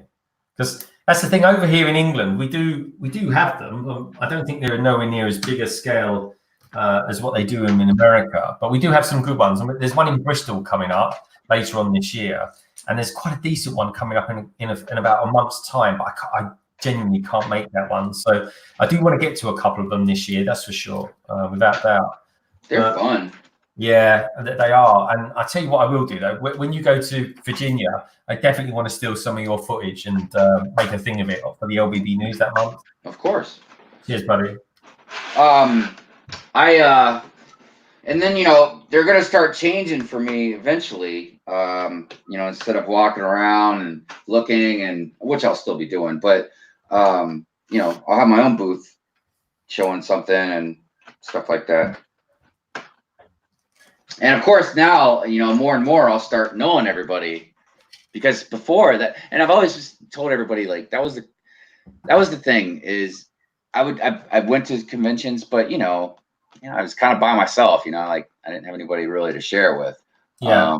So it's gonna be nice now going to them and at least knowing somebody there. You know what I mean? Yeah. I'm bound to run into somebody that I talk to all the time. Man, I tell you though, gotta make a West Coast trip. Yeah, well, that's. I mean, God, how far would that be for you? That's quite a trek, isn't it? Yeah. I mean, it depends on how you get there. Because I used to live out in San Diego, and I remember when we drove out there, it took, we made plenty of stops, but it still took us about 5 days or so. Wow. That is a long time. You guys in America love a road trip, man. Oh, dude, I'll tell you what. You want to humble yourself, take a Greyhound bus cross country. Me and my buddy rode a Greyhound bus from Key West, Florida to northern Michigan. It took us like 2.5 days, man. It was insane. You meet some very interesting people at Greyhound bus stops. Oh man, I would not have liked to have used those toilets. I bet it smelled like a Greyhound in there. Yeah, that was when I was younger, man. I was I'll get on a bus for 2.5 days. Oh, dude, I tell you, the older you get, the less tolerant you get for stuff like that. Oh, dude, now I have no tolerance for it, man. I can't drive for 5 minutes without screaming at some driver. Yeah. I tell you what, if a cheap journey using public transport meant I was going to get a decent UCS set or something like that, I'd probably do it. I got to say. Yeah. No, that's a sacrifice I'd make. Yeah, I could live with that. I've always wanted to go cross country on a train. I always thought that would be kind of interesting. Yeah. I got a friend of mine actually. He loves traveling by train. But I got to say, if I come to America, if we ever actually meet in the flesh, I definitely want to do a live stream with you. Oh, definitely. That would be awesome. That would be super cool. Yeah. Brick Vibe. Brick Vibe's got a stream coming. Who's got a stream coming?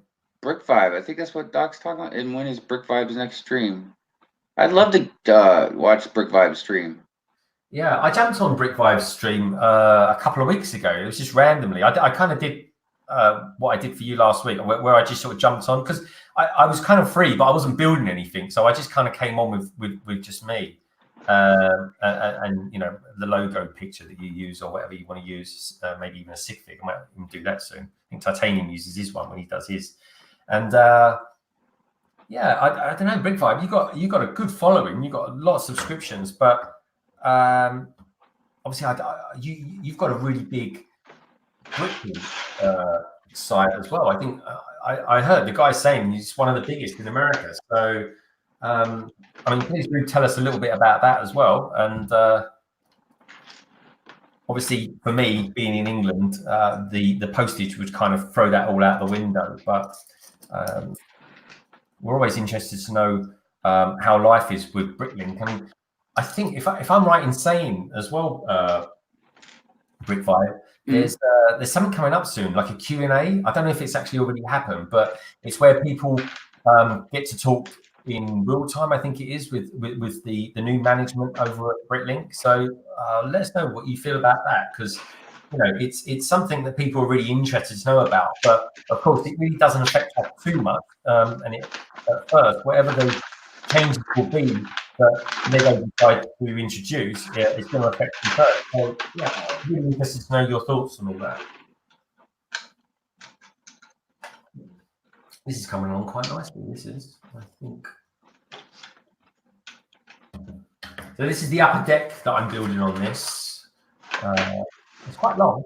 It's quite.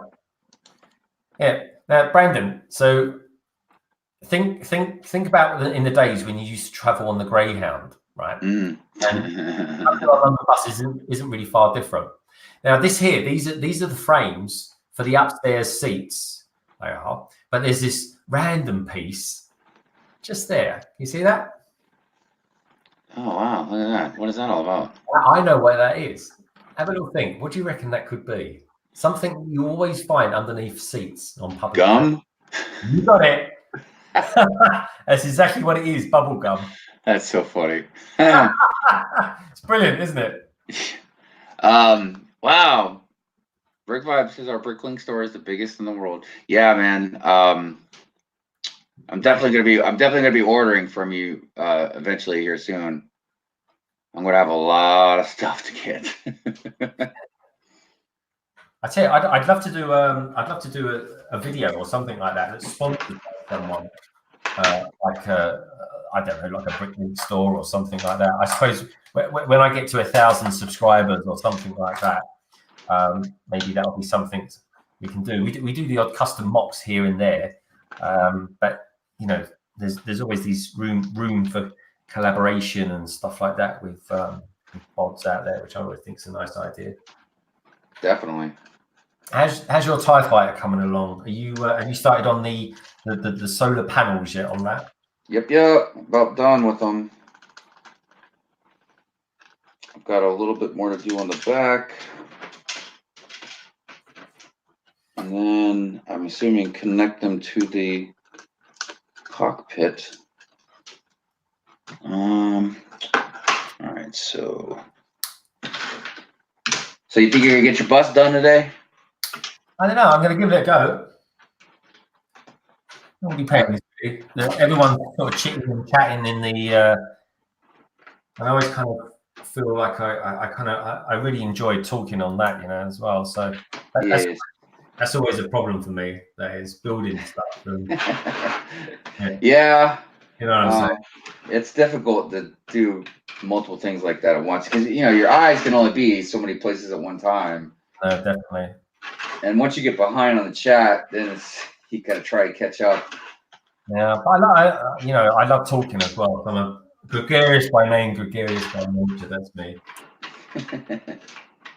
So, yeah, sometimes I'm like that. Ninja's asking. He says, "Hey Vibe, do you have a lot of 1x1 tiles?" And Brick Vibe says, "Awesome Brick Studio." Brick Studio says he's got like 8,000 pieces of each thing, pretty much. Wow.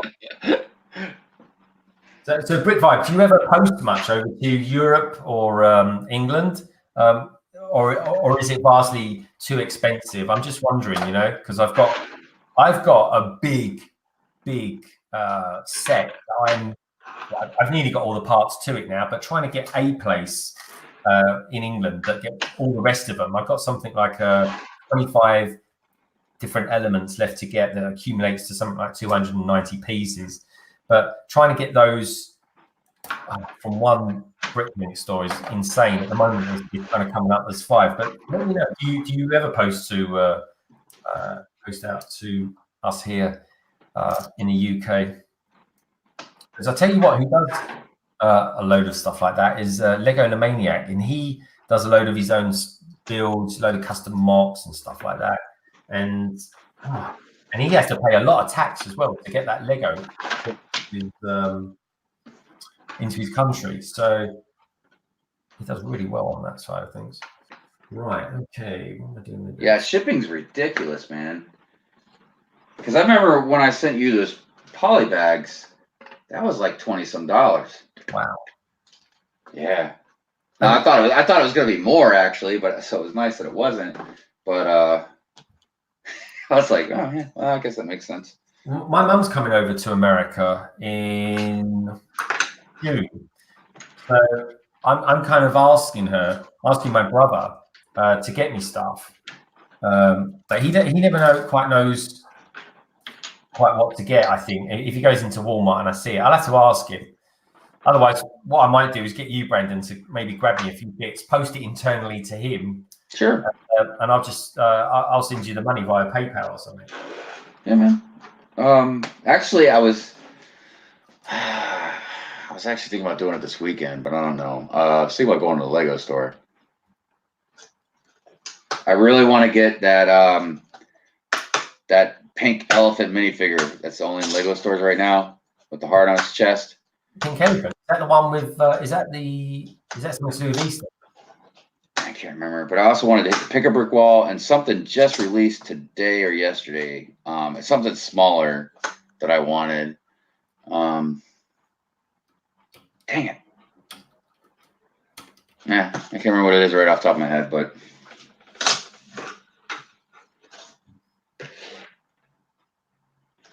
I'm hoping they'll have some good stuff at my at the pick a brick wall.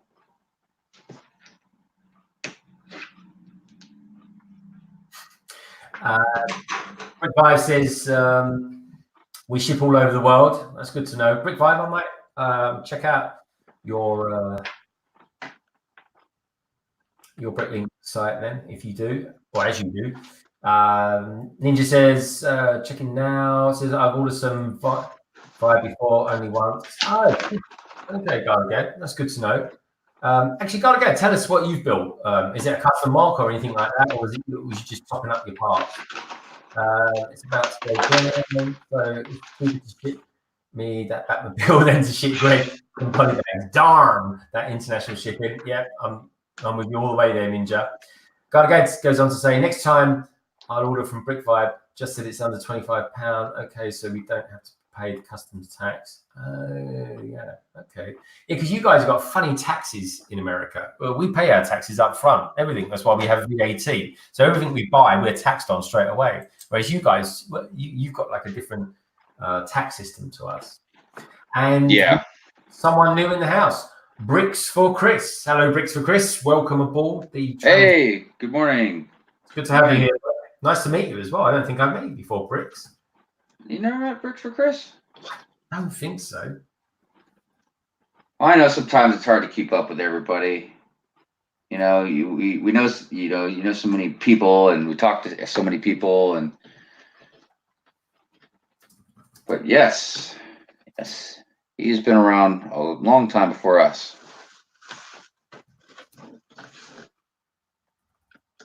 Well, it's good to meet you, Bricks for Chris. I think I'm done. You're done? I think so. All right, so let's see here.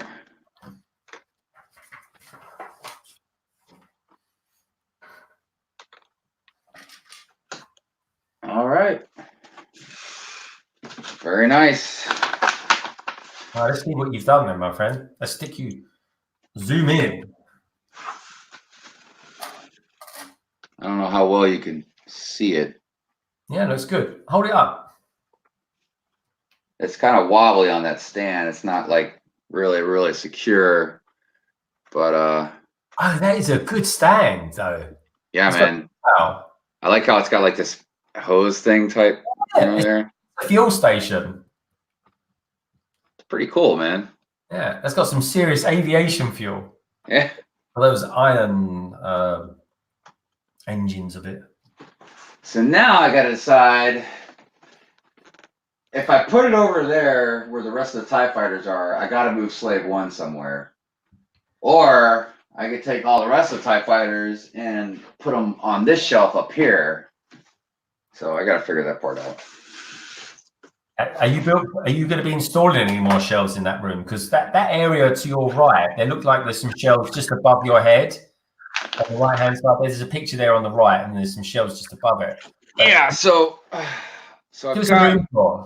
got those. I got my pops up there right now until I get my shelf for my pops.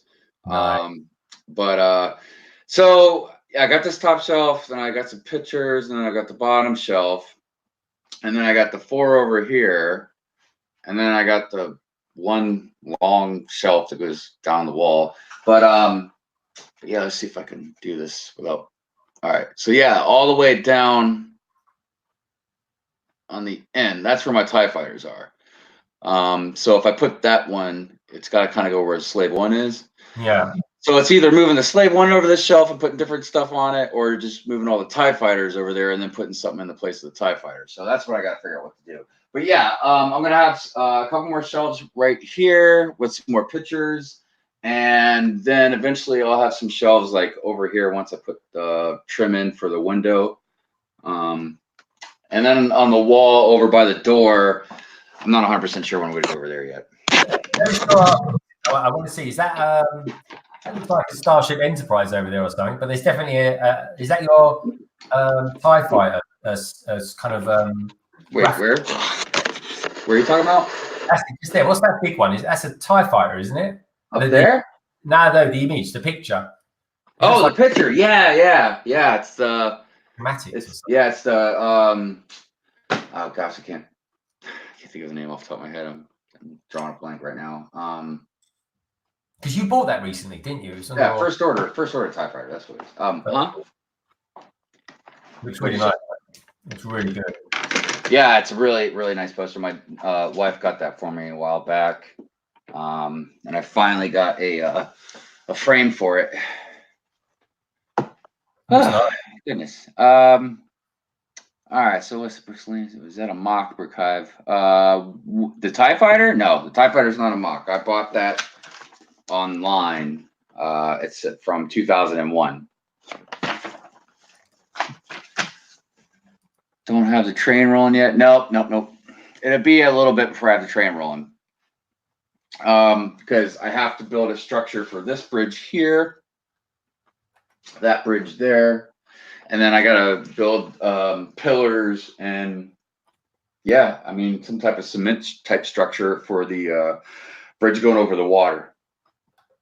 I mean, I can have the train running before I put the mounds. I forget what it's called, like ballast, the tracks or something like that. But it's where there's the mound and the tracks are on top of the mound. Like I can wait for the mound. Like I can have the train running without it, but I can't have the train, going across these bridges without some solid structure. Yeah. But soon. the key name, the key thing in what you're doing is all about infrastructure and getting that out there and getting it in place beforehand, isn't it? Yeah. Yeah. And the thing was, I don't know if it's because I'm still new at mock type building, but I just didn't think that, I don't know, I didn't think I was gonna have to do so much shifting just for the train tracks. I knew I was gonna have to do some. I just didn't realize it was gonna be so much. But it worked out because I put another table in anyway. So what did Brook Studio say? I'll come on your stream next week. Brook Hive, my Lego table is a mess right now. No, it's good, man. It's all good. You come on whenever you can. More potential shelf spaces for sure, Brook Hive. Yes. Because I need to utilize as much space as I can in here. Because I'm not there yet, but I'm gonna reach capacity here soon. Are you thinking of doing like a multi-story one or something like that? A what? Like a multi-story city where things start getting built up. Maybe, but I don't know. I didn't really think too much of that. I mean, the city's not going to be really, really awesome for at least another couple of years. At least in my opinion. I mean, don't get me wrong, it's awesome now in its own way, and I love it. I mean, and I don't want to sound petty because a lot of people either can't afford it or they don't have the room for something like this. So I don't mean it to sound like that. It's just where I want it to be, obviously, is like the train's done. There's at least 3 mock buildings that I kind of started a while back that are just sitting in boxes right now that I'd like to put up. I'd like to build a skyscraper to put in the city. Oh, wow. Even things like other ideas I have that I just haven't gotten around to doing yet is they're like, I don't know what kind of lights they are. They're kind of like string lights, but I wanted to have them dangling kind of above the city so it looked like stars. And then have like one of the satellites hanging down. I was thinking about if I got the International Space Station, kind of having that up there. Yeah, I like it. So there's a lot of stuff, man, that I want to do to it. And like I said, it'll never be done. You will always evolve. I mean, but there's a core way I want it, and it's not there yet. But I didn't even realize, like I said, when I first started this, I had no intentions of putting this other cable in here. I was like, no way. And it wouldn't have really, I still could have made it work, but I had to take my art table and put it out in the room out there, so I can get by a little easier in here. So what did you manage to sneak the table in without your wife seeing you? No. No. She she doesn't care what I do in this room. I mean, this is my room. Like, out of the whole rest of the house, she can do whatever she wants with, man. But like this is mine. So and I mean, she'll come in here occasionally. But she'll because she doesn't have to come into the room to see the city or anything. I mean, she does sometimes if she wants to get a closer look at something. But you could just open the sliding glass door and you can't miss it. So yeah. And I had other tables as well, but I got rid of those. So, and then of course I built the one for the ocean beach area. I had to do that though. That was kind of a custom thing. Hi Ingrid. That's a lot of good custom stuff. So, what's through the time that you've been doing Lego in this sort of capacity that you're doing it? What's been your favorite mark? What do you mean for like the city? Yeah, what's your favorite part of the city? Definitely the forest area around the treehouse. Yeah, man, I love.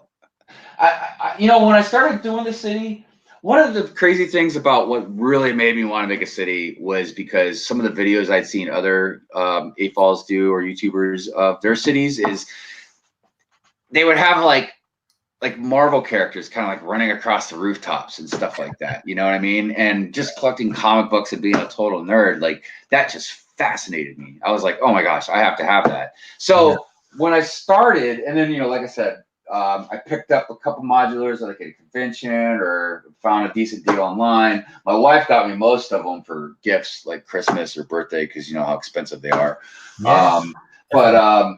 So when I first started, I thought the city, the buildings and stuff would be my favorite. And granted, it kind of is, but I have really found a new love just making like forest type area stuff. You know what I mean? Like the river and just the trees and all the flowers and grass and bushes. Like I don't know. It's really, really cool. I can tell though from when you're talking, you seem quite passionate about the tree house and stuff like that. Was that one of your favorite sets last year to build? Second, nothing beat the Batmobile. Yeah, I'm with you there. Actually, the Batmobile, where I'm almost, and this is going to be, this might sound really odd and strange, but I actually don't want to finish it in a funny way. No, I get what you're saying, because then, because like I said, man, I had so much fun building it. I was, I didn't really want it to end. You know what I mean? I didn't want to finish building it, so I know what you mean. See, Bricks Knows says, how much did you pay for the TIE Fighter? Oh man, it was a good deal. I think $25, but then I think they had to pay shipping too. So I think it might have came out to like just over 30 or something. But for the age, and I was just like, yeah, that's a good deal. I'll definitely take it. And I really, really like it. And the main reason I got it too was honestly because it comes with that stand. I just thought that looked really nice. I tell you what, that stand looks really good. That and it makes it unique as well. When you think that was that the first ever TIE Fighter? No, there was a couple before that. Somebody, I can't remember who, somebody commented about that a while back when we were asking about it.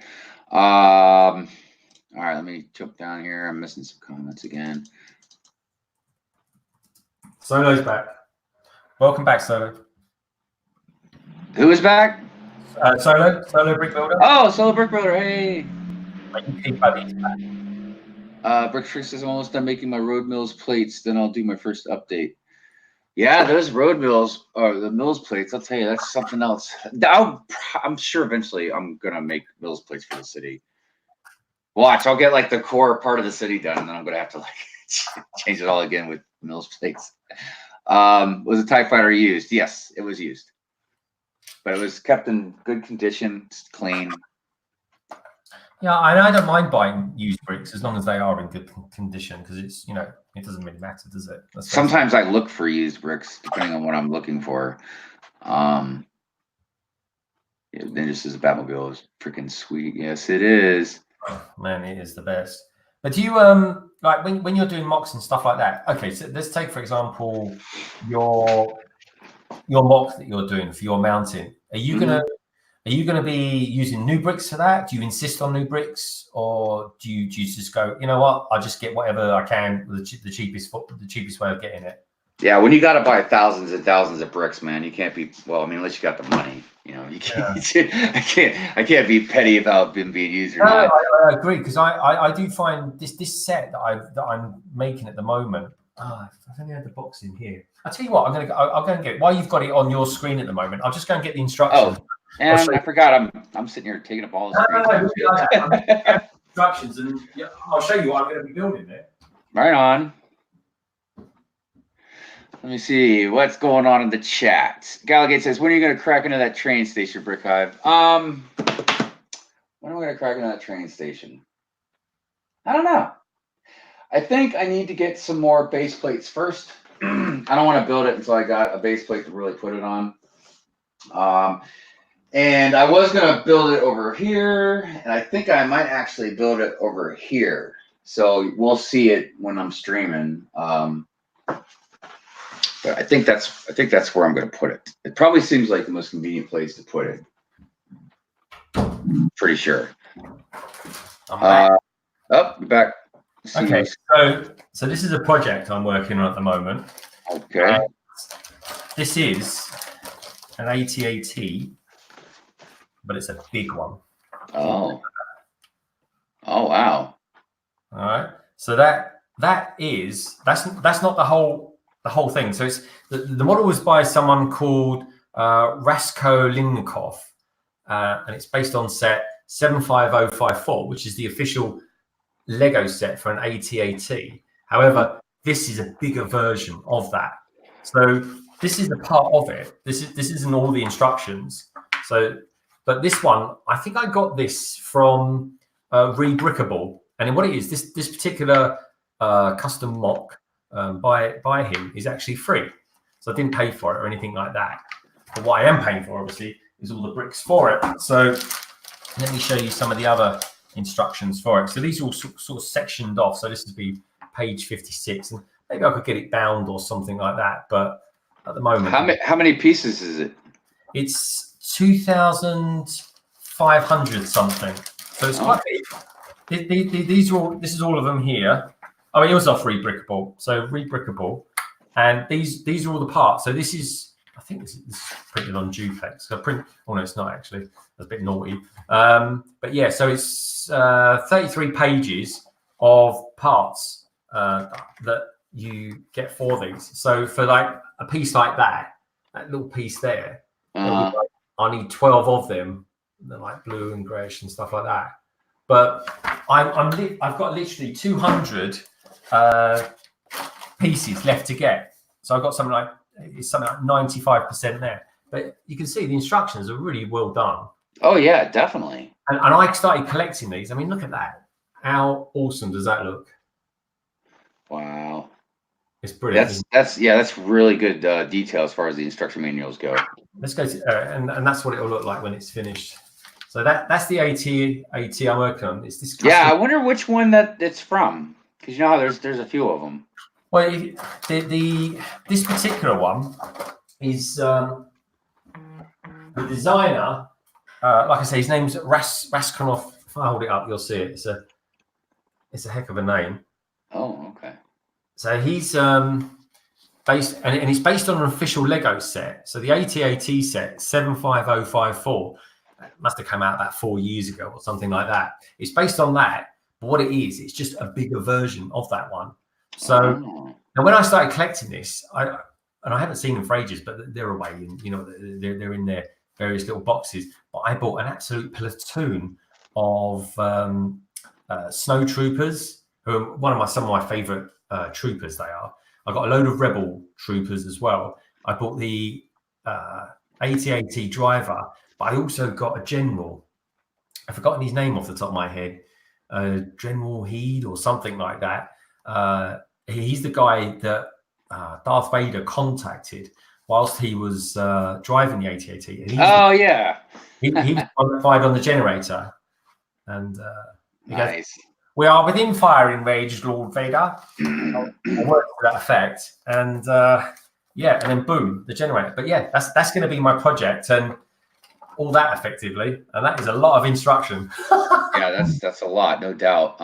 Hey, Agent Mock is in the house. Good morning, Troy.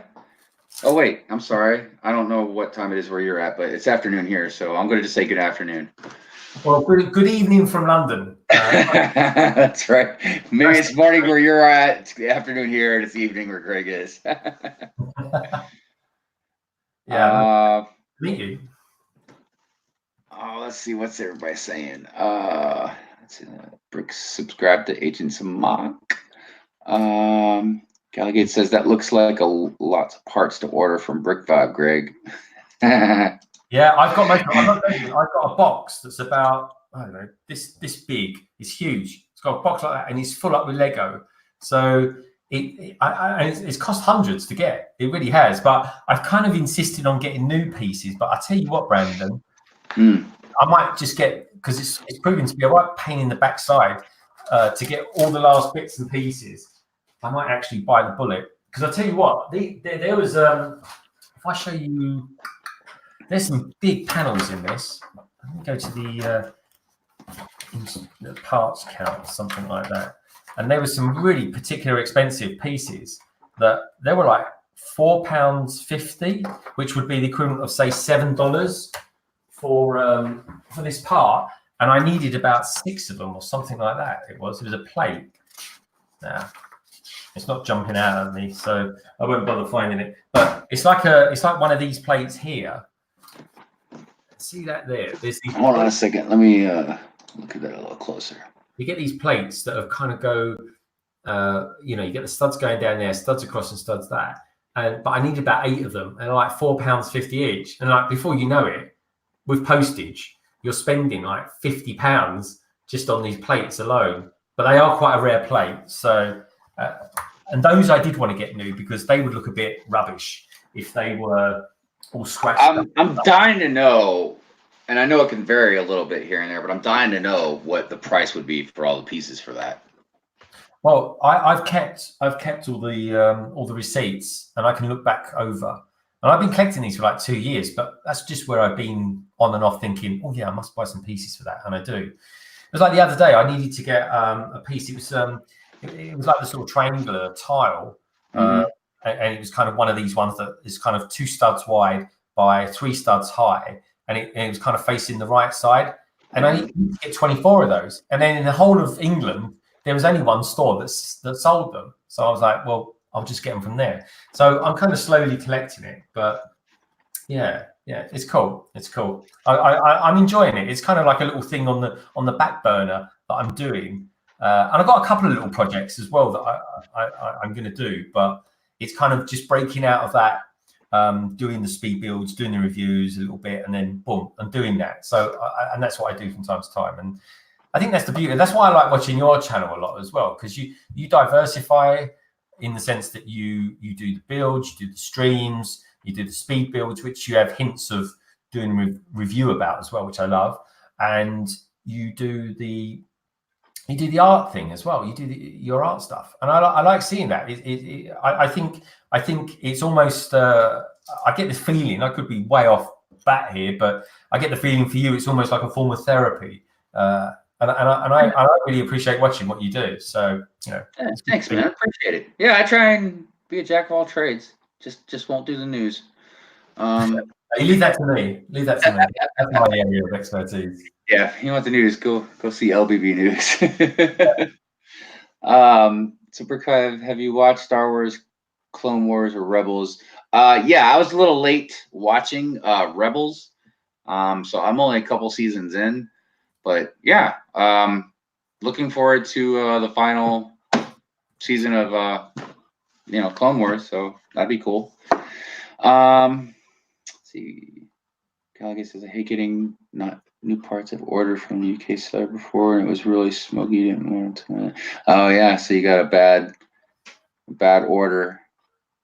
Lego should do a UCS AT-AT. Didn't they do one? No, they've never done it, and I think that's what's going to come out this year. I think that would be, because it's also the 40th anniversary of Empire Strikes Back, which is where we first saw it. So right. Well, that'd be cool. I'll buy it. Yeah. Sweet. Oh, yeah. We'll have to do a video today on my flea market find. That's a crazy. I've never even seen this poly bag before. So show us this poly bag then. Give us a close up. Let me take this off here. Yeah, I mean, obviously this came out in my dark ages, but so I don't know if anybody else is familiar with this one. Sorry, my camera won't focus. It sucks. 49 pieces. Is that's from the original 3 films or the prequels? Yeah, the prequels. Yeah, I think from the Clone Wars. I'm not 100% sure though. I'd have to do a little research on that. But yeah, pretty cool.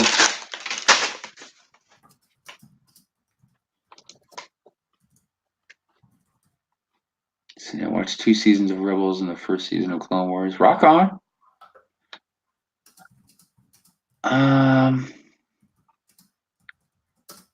Yeah, I don't think I've seen that poly. Solo Brick Brother says, I'll tell you what, I have one hell of a Lego haul if I get a chance to make a video. Oh, I tell you what. Well, Solo, you've been kind of a little bit quiet for the last couple of weeks. I'll be interested to see when you're doing some more live streams as well. And what are you thinking of building next? Tell us what you're building next. I'm always interested to know what people are building. And yeah, do you know what, Brandon? I'm amazed how little Star Wars I've actually built because I love Star Wars. Yeah, I mean that's kind of what pulled me back into Lego. So I really went heavy on Star Wars when I first started, and I mean I still do, but now I collect so much stuff I can't just buy Star Wars like I used to.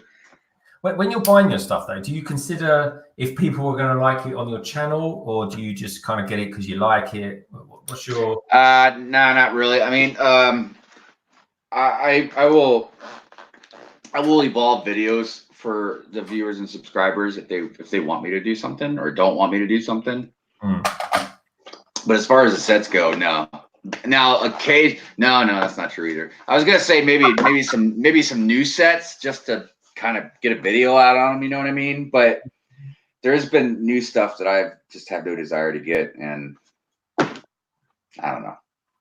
I feel like ultimately, I don't know. I feel like I'm gonna pull away from set reviews. I mean, I'm not completely, but I feel like I'm just gonna I'm gonna have so much focus on the city and like the Star Wars base.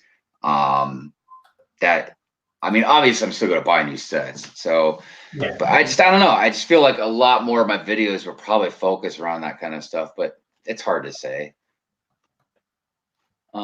Silver Pillar says, I am building the ISS space station. Sweet, you got it already. Nice. Yeah. Solo, did you get the patch that came with it as well? There's a little patch.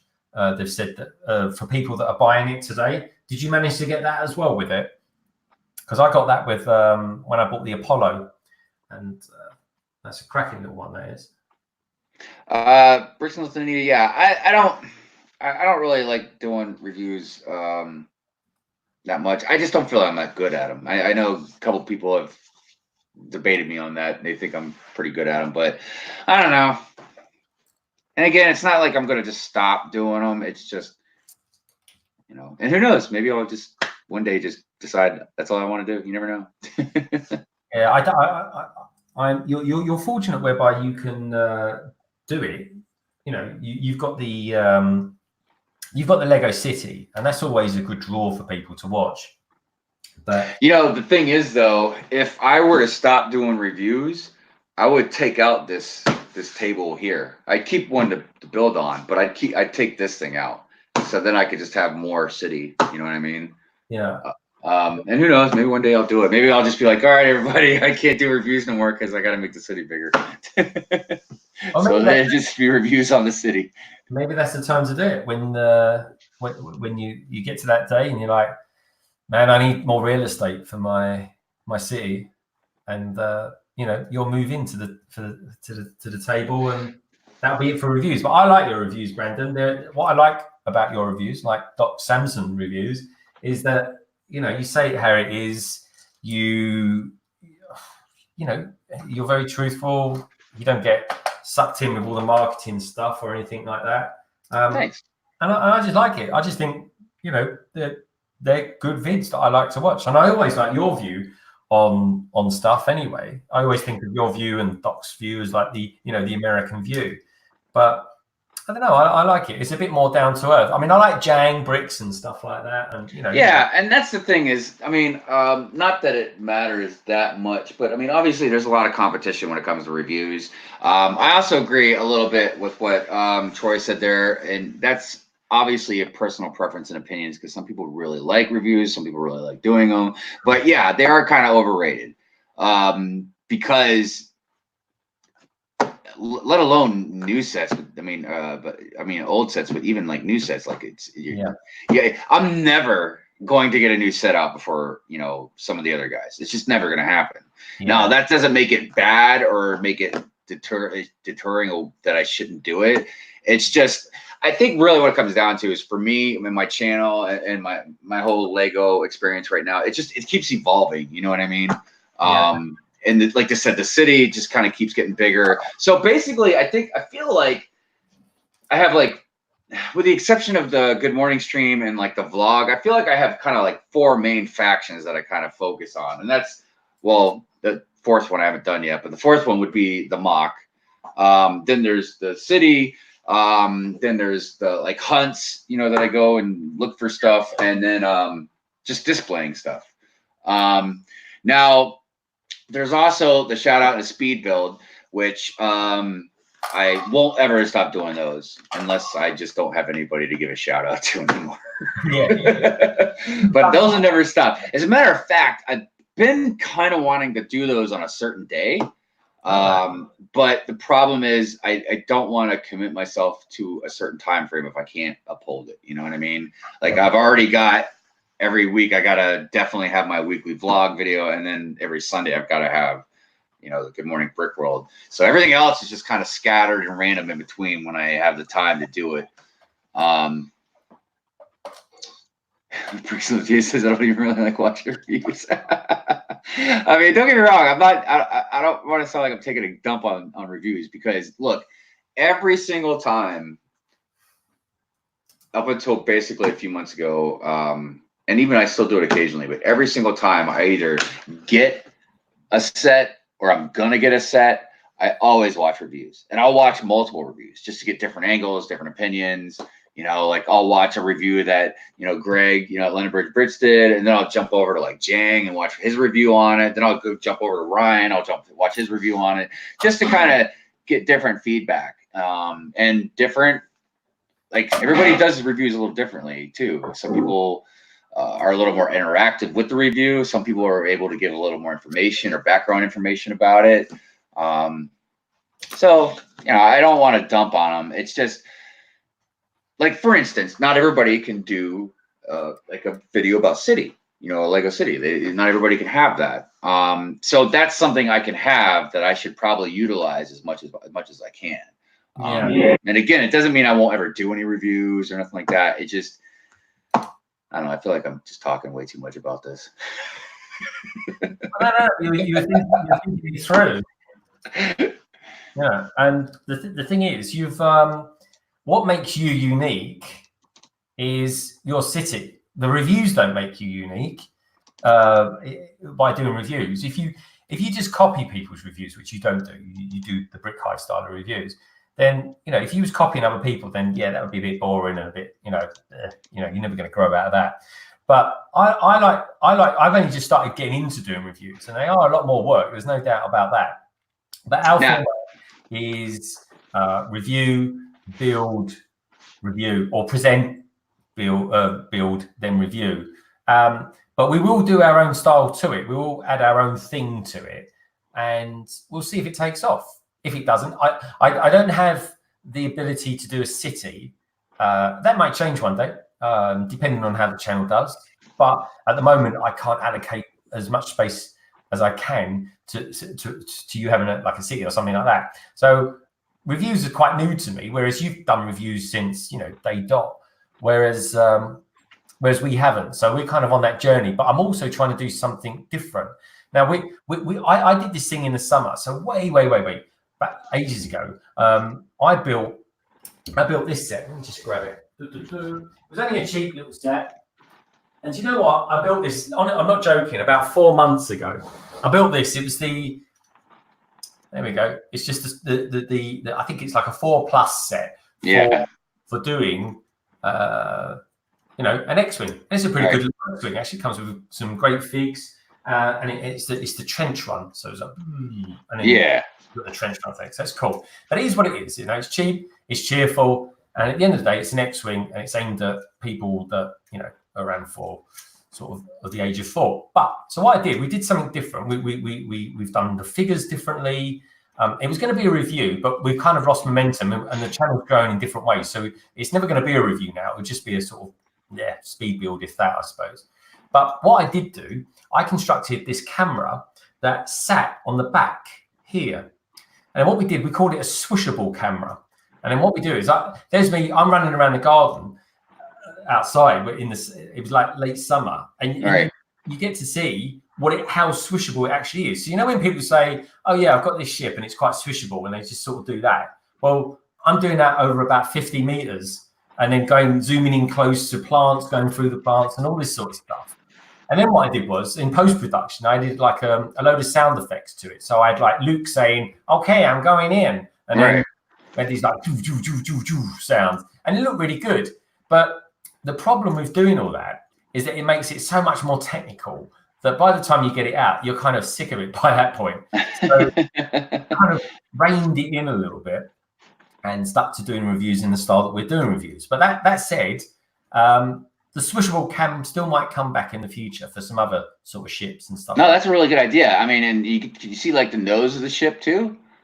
Yeah, it was like literally. See, that would make it even cooler. I'll hold it up to the camera like this, and it looked like it was. Oh yeah, like that sort of angle. And then what he would do is, so I could spin it, around like that, and then we'd add more sound effects to it, and it looked really good. But by the time we kind of finished with it and played with it, I was like, do you know what? I'm going to change it, because it was even when I had all the white background for doing it as well, which I haven't used the white background for ages, and I kind of asked a few peeps out there like Garligade, and I said, what do you prefer? Do you prefer seeing like my desk with some nice bits on it and the odd Funko Pop and other Lego bits and pieces and stick figure and all that lot, or do you like the pure white background that, I don't know, Jane's probably more famous for doing? And it was kind of more people resoundingly said that they wanted to see more desktop, a bit more sort of personalization. So this became a little bit old and outdated. So this will still arrive. It will be out there at some point as a small build. It took like 10 minutes to build or something. But the swishable cam, I could use that in the future for doing stuff on Instagram or something like that. I think people might appreciate that as a bit of a promo, because I love a promo. Well, I wanted to do what Alex Nunes did, and I mean, I'm sure someone else has probably done it too. Actually, I think maybe Jang did also, but I wanted to put a little camera on like a remote control vehicle and have it drive through the city, because that was really cool when I saw those guys do it. Yeah, that is cool. That would be cool. Or put it on like the train or something, Yeah, I saw. Yeah, do you the Beyond the Brick? They've got some. If you go to their Twitter, I think their Twitter one. Yeah, go to Beyond the Brick Twitter. I think their main one that they've got pinned is a camera on the back of an X-wing that's going through a giant trench run. Oh, okay. It looks fantastic. Sweet. And my next door neighbour's chasing her dog at the moment outside, in case anyone's picking up that noise. I was wondering what that was. Yeah, she's only about 8 years old, and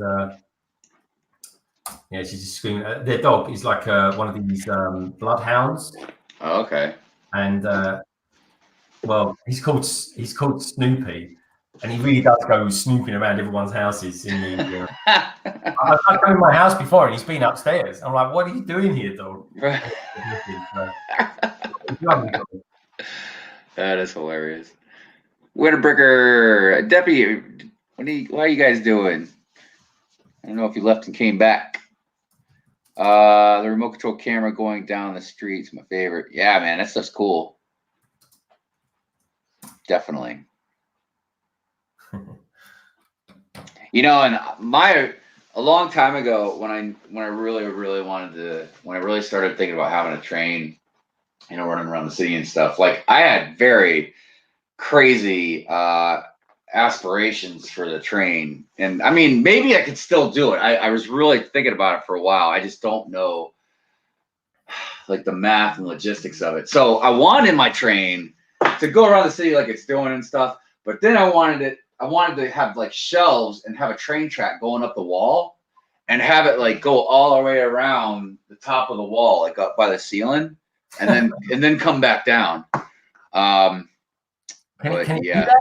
Is it possible to do that with the traction? It's possible. It's just a matter of how much. All right, there's two different ways I imagine you could probably do it. Have like just a one track where you just got the right slant, you know what I mean? Obviously it has to be the right angle, or it's gravity's going to work against it. Or you could have almost like a spiral type staircase thing, but instead of stairs, it's a track, obviously. Yeah. But yeah, that's if that's ever something I'm going to try, man, it'd be a long time in the future. Yeah. Brick Vibe is saying you need to cut holes in your walls so that it goes through different rooms. That would be good. I know, man. I know I need to. we just have to convince my wife to let me. I tell you what, you could pretend to have an accident with a large drill. No, because she's gonna make me fix it, dude. You forget I work in maintenance, man. I could like fix the stuff. You could put like a cat flap. You know what you get on doors? You have like a cat flap. One of those, and the train just goes through it. She'll never know it's there, mate. Right. You know it makes sense, Brandon.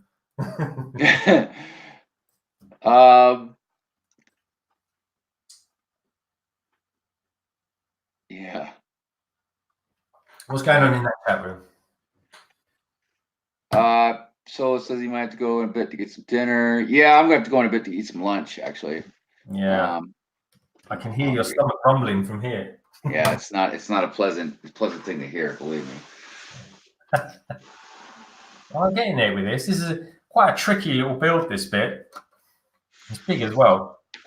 But so many people chatting away in the chat room tonight. It's been great.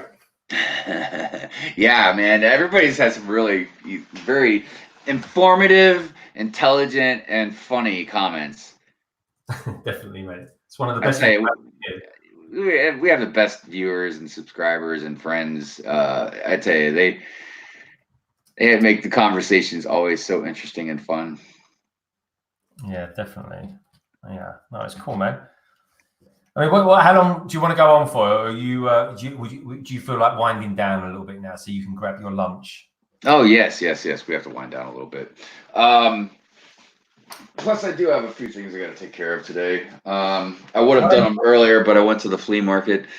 So tell us what's coming up soon from the wonderful, the notorious Brick Hive channel. What are you working on to get out there soon for us? Well, I'm gonna make a video on, like I said, the stuff I got at the flea market. What I got, and then once I build it. Obviously tomorrow we got Good Morning Brick World. I have a new shout out and a speed build. Hopefully, I'll have it out this week. I should. And I have to actually double check with the YouTuber to make sure it's okay. I always like to ask first, because some people might not want their name blown up or shouted out there. You never know. I don't know. So I always feel like it's a polite thing to do is just ask first, make sure it's okay. But no, definitely, it's good to ask. It's good to ask. Yeah, I just ask, just when I do it, just keep it a secret. I don't like to let anybody know who it is right away. So, cool. But yeah, I'll probably stream. I'll probably do a Hive stream Tuesday or Wednesday night. Do one in the evening. Oh, what time's that? I say what? What time's that one? Oh, there is no set time. They're just completely random. Oh, okay, that's great. Yeah. I mean, generally, if I do a Hive stream during the week, it's not going to be until after 9 o'clock. Just because during the week, I don't get home till a certain time. Then, like wind down, you got to make dinner and just do stuff, take care of things. And yeah. So that's why usually I miss a lot of like Bricksmiths videos too, because even hauling and balling and stuff, like it's really hard sometimes for me to catch them because just the time frame is right in a time frame that I'm not really online. No, I know what you mean. They're literally doing that in the middle of the night. They are for me, so I get to miss a lot of their stuff. But I really appreciated it when they recently did there were Hoosier especially was like covering his stuff from the last Brick Fair and doing those live streams. And then you had Hauling and Balling. They were doing some stuff recently and doing quite quirky times, but they worked quite well for us. But I know what you mean. Sometimes the time zones, they suck. Yeah, it's rough. I mean, it's not like a bad thing because it's really cool because obviously we can all do different times. And that's a good thing, because everybody's got options. But yeah, for some of us, it's hard to catch us on different time frames. Hey, that's a good question. Winterburner asks, what's the female version of mate? For you guys, darling. So that'd be like I wasn't sure if it was like lass or something. No, lass is something the Scots would use in England. So, See, I'm way off then. Yeah. So in England, you'd sort of go up to your friend. So if you was English, maybe you are a mate anyway, you go, all right, mate, how's it going? That kind of thing. So you go like, all right, mate, come on, let's go and do this. Right on. So if it's a woman or the female version, I don't know, you could say mate as well, but that doesn't sound quite right, I suppose. But maybe something like honey, call them honey, or darling. You know, it's not meant to be detrimental or horrid or anything like that. It's more of a charm thing, you know. Right. All right, darling, how's it going? Or all right, sweetheart. That's a nice one, sweetheart. I think everyone likes to be called a sweetheart. That's you know, it's just a charming little thing to say. And mates, you know, it's all very sort of, all right, mate, how's it going? Or hello, darling. Or all right, sweetheart, how you doing? All that sort of stuff. So that's kind of like the London take on that. But what about what do you guys say in America then? What's your equivalent? Well, there's definitely a lot of different versions. Depends on if you like the woman or not. But I know boo's pretty popular. I've never understood where it came from, like what exactly it's supposed to mean. But yeah, boo is a big one. You know, baby, sweetie, you know, stuff like that. I know when I used to live out in California, I don't know if it's still common, but I remember, or maybe it was more surfers out there. I can't remember, but I remember I used to hear Betties being referred to as women a lot. Yeah. Like you should go out and we'll go out and hang out with these Betties tonight. I'm like, huh? Is that what they call them? Is that where Sweaty Betty came from? Because I've seen that shop. I don't know if you have those. No, they always told me it came from the Flintstones. You know, Wilma and Betty. Yeah, of course. In Australia, they call them Sheilas. Yes, I know. All right, Sheila, here's it going. All right. Look at you, Bricks of Lithuania, try to get the shout out of me. Yeah, Bricks in Lithuania. That'd be a cool shout out. It's a surprise. Yeah, surprise. BFAB says every time someone calls me mate, I'm assuming they're trying to mate with me. Yeah, that's the thing. That's why I don't like calling women mate, because it's like they might get the wrong idea. I'm a married man. Ninja, you know, I feel so dumb. I thought her name was Barbara. Wait, like Barbara, not Barbara. Because that reminds me of this song by Flight of the Conchords, where they're like both in love with the same woman, but they don't realize it. They just met the woman like a couple minutes ago. They're so dumb they don't realize they're both in the same woman. But like the guy's like, yeah, I think her name was Barbara. And he's like, no, her name was Barbara. And he's like, no, there's no such name as Barbara. But that's what made me think of it. I was like, wow, I thought her name was Barbara. But I don't know. It's Mrs. Neverland to me. So yeah, and she does some cool stuff. I like her art. She's got a really cool avatar as well on Instagram. That looks really cool. Yeah. I like it a lot. It's good artwork. But actually, talking about, have you guys seen the new advert? I don't know if the NFL's happened in your neck of the woods yet, but the Walmart came out of a really good advert, and Lego featured quite heavily in it. Definitely check it out. Brandon, if you haven't seen it, Brick Vibe, if you're still around, do check it out, because it's the first advert I've seen that combines Lego, which is great. You know, nothing too special there. Right. See it though. It's got Benny, Space Benny. Then you've got Star Wars in it, and it kicks off with Star Trek. So it's all different franchises. So check it out, man. It's a really good advert from Walmart. So wow, yeah, I'll definitely check that out. Hey, man, so I meant to ask you, are you going to get the oh goodness, man, you have to pardon my ignorance. Is it the Manchester United? No, not interested in it at all. Oh, I think it's a really nice set if you're a Manchester United fan. And I don't want to stereotype you, Greg. I just assumed, you know what I mean, because it's one of those things. It's a nice to have. I'm not knocking the set. I think the set is a fantastic set. I think it's right. Here, I think I think a lot of people would get a lot of enjoyment out of it, but it's a big old set. Loads of people have covered it recently. Would I buy it? Yeah, I don't know. Sets that have come out recently, that and the ISS, and I'd probably get the ISS more. I really like that set, but I'm going to wait until that comes down in the sale prices a little bit, because I've got a load of space stuff and it would make sense to have it. It would, how can I put it? It wouldn't necessarily enhance what I've got, but it would complement some of the other sets that I've got. And I got to be honest, I love the Lego Ideas range as well. I think they do some good stuff. Yeah, man, they really do. They're really putting out some good stuff. Brick Vibe, I think you're right. I think it is from Archie Comics and not the Flintstones. I'm pretty sure that's you're right about that. Yeah, Betty and Veronica.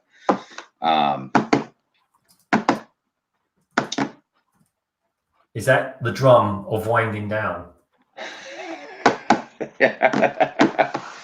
I'm a fidgety person, man.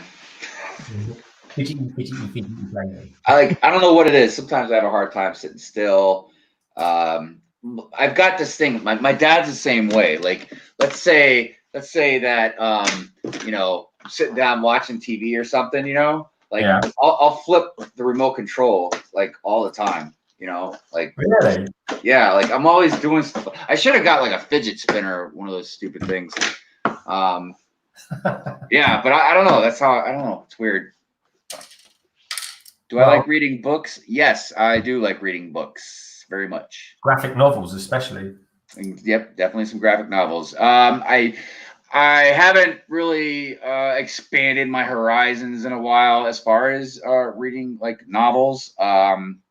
Usually, it's just my go-to author is like Stephen King. You know, like I can read some Stephen King books like over. Like I've read. Oh goodness. I'm trying to think of a good one, but like some of them I've read like 3 or 4 times. It just, you know, they're just really good like that. Yeah.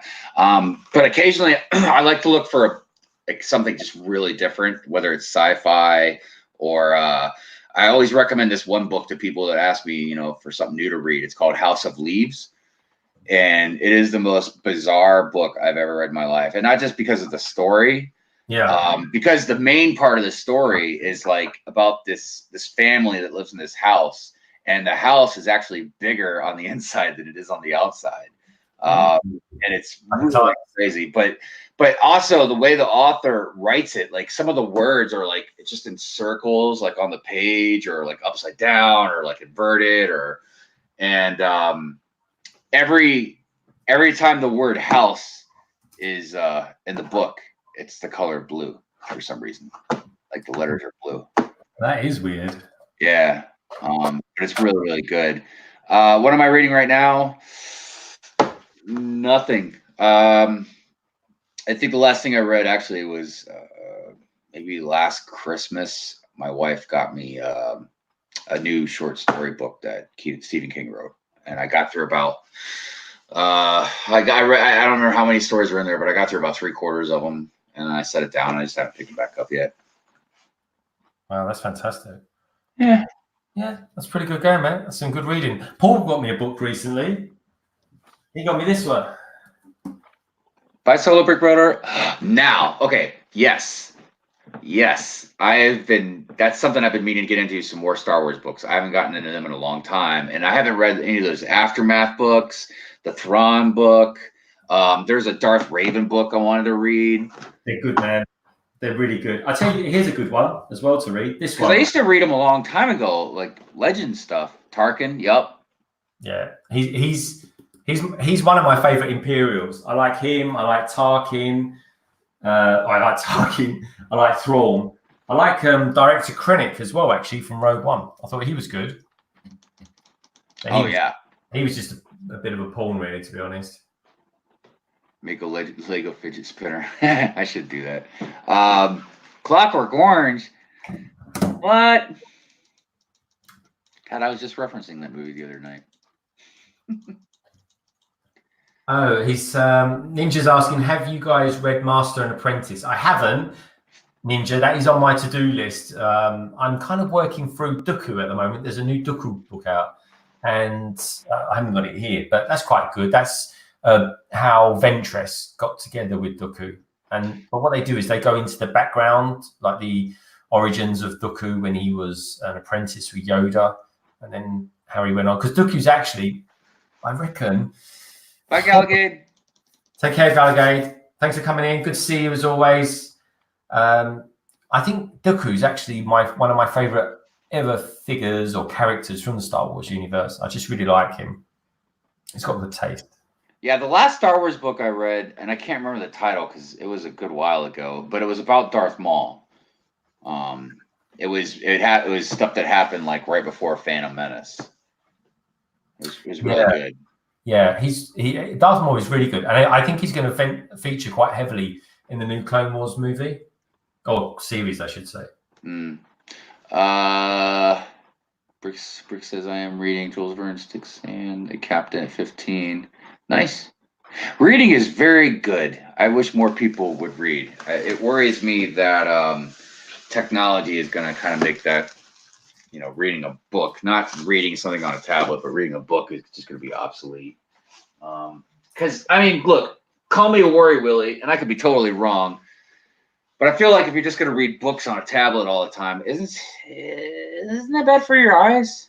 Am I wrong? Yeah, I don't know. Maybe, is that an old wives' tale? Like they used to tell us, like, don't strain your eyes, or don't get too close to the TV, or don't try and read in the dark, or. I never think it's particularly good for you to do that. So no, I'm with you all the way on that. I don't know about you, but I quite like the feel of paper. Yeah, man. I do like hardbacks, but I have to say I like paperbacks probably more because I'm one of those people. I like to bend the book while I'm reading. You know what I mean? But yeah. Now that we've been talking about it, I really should go grab a book and get down and reading a little bit every night. It's been a little while. You can add it to your weekly. The interesting thing about the vlog is, I don't really have that exciting of a life. You know what I mean? So I don't know. I'm like, what am I going to film this week? Like, what the heck am I doing? Well, you haven't resorted to showing us what you do for dinner yet, so that's good. That's when we know you're struggling. But no, your content's good, mate. We know it. We love it. And so far, and I haven't even tried to do this. It just happens. Like, I think the one I just put out was number 5. All of them are roughly right about 20 minutes or so, like between 20 and 25 minutes. Yeah. And I haven't even tried to do that. It's just that's how they've all just kind of turned out. It's really weird. Well, it shows you it's a very natural thing. Do you use like a different process for doing that than what you do for when you're doing, I don't know, more of a build or something like that? Are you just sort of filming it as it happens? Because it must take quite a while to edit that, doesn't it? Yeah, it does. It takes me. It's the longest thing I got to edit because it's usually my longest videos, and I use my phone. So obviously, like this time, I think I had like 47 different videos I uploaded to my laptop just to edit through. And now, granted, a lot of them are like a minute, long or something, but some of them they're pretty decently long, So yeah, it's weird, and sometimes I miss stuff. Like, I think the first one I did, we were at the mall. It was during Christmas or something like that, right around Christmas, and like we were in some store and there was a fight happened out in the mall, right? Oh, really? So like went up to go look at it and stuff and check it out, but then I forgot to film it because I'm not used to filming stuff, you know what I mean? But it's getting a little bit more easier to think of. And I think my wife, she's getting a little bit more used to it now because at first, she's just like you're filming like everything. Except for her. I don't put her in any of the videos. She doesn't want to be online. So yeah, I mean, we know nothing about her, but I guess I kind of like her little mystery as well. I told her a lot of people ask about her or talk about her. I was like, yeah, you're like this mystery. Nobody really knows too much about you. Like no one's ever seen you. Is she your queen bee? She's definitely my queen bee. Believe me. Yeah, she rolls the hive. Believe me. They do. She is the enigma that is the queen bee. I like it. Yeah, sometimes I don't know how she puts up with me. Winterbricker says you don't get enough sleep as it is. That is true. I usually don't. But I used to never get. See, I used to be able to run on getting about 4 hours of sleep every day. I used to be just fine with that. And I don't know, the last few years, it's just getting harder and harder to do. Not only that, but I've been getting up earlier different days without too much of an issue. And that used to never happen. But is that? Do you think that's because you put a lot of energy these days into doing the Lego stuff, or do you use that as a motivator to kind of get you out of bed to do videos and things like that? Sometimes, but usually it's the opposite. Like as soon as I start editing a video, I'll start getting tired. I'm assuming maybe something to do with looking at the screen, but I don't know. Like last night, I kept falling asleep when I was editing the vlog, Wow, which is dangerous, man. Because then I'm not going to edit something right, or I'm going to miss something. You put some bloopers in it as well, or something. I was doing that yeah. when I was recording today, and I was doing some short vids of the camera on me. And when I introduce the magazines, I go, "Hi, this is London Bridge Bricks," and blah blah blah. And today we're going to be flicking through these magazines. God, it took me about 4 attempts to get the word "flicking" out of my mouth.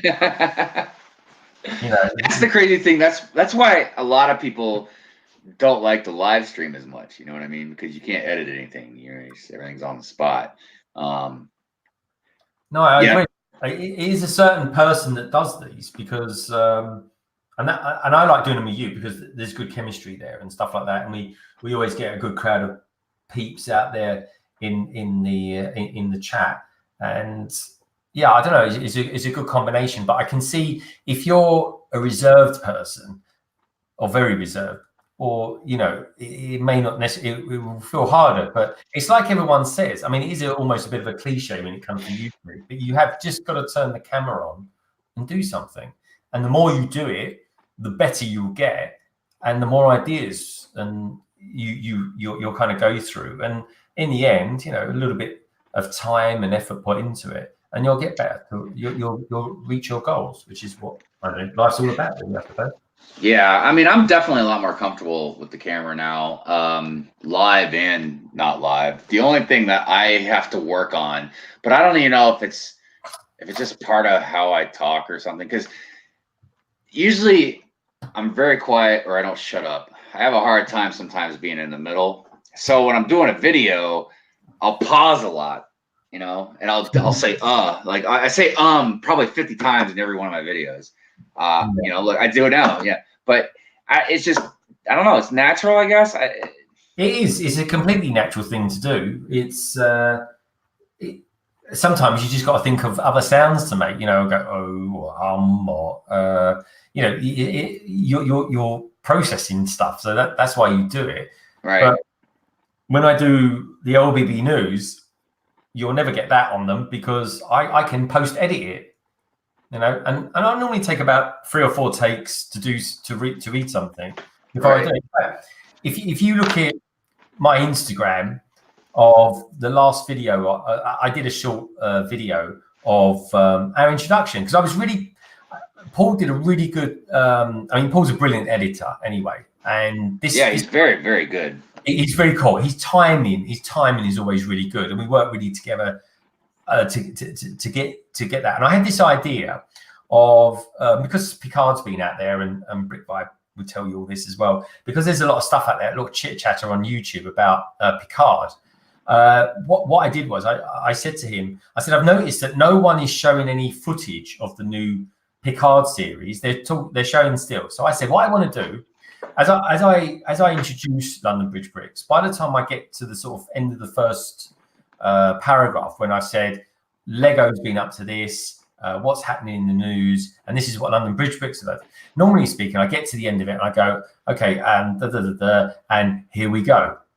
And then I start it. But this month, what I did was I wanted to get Picard saying engage like that.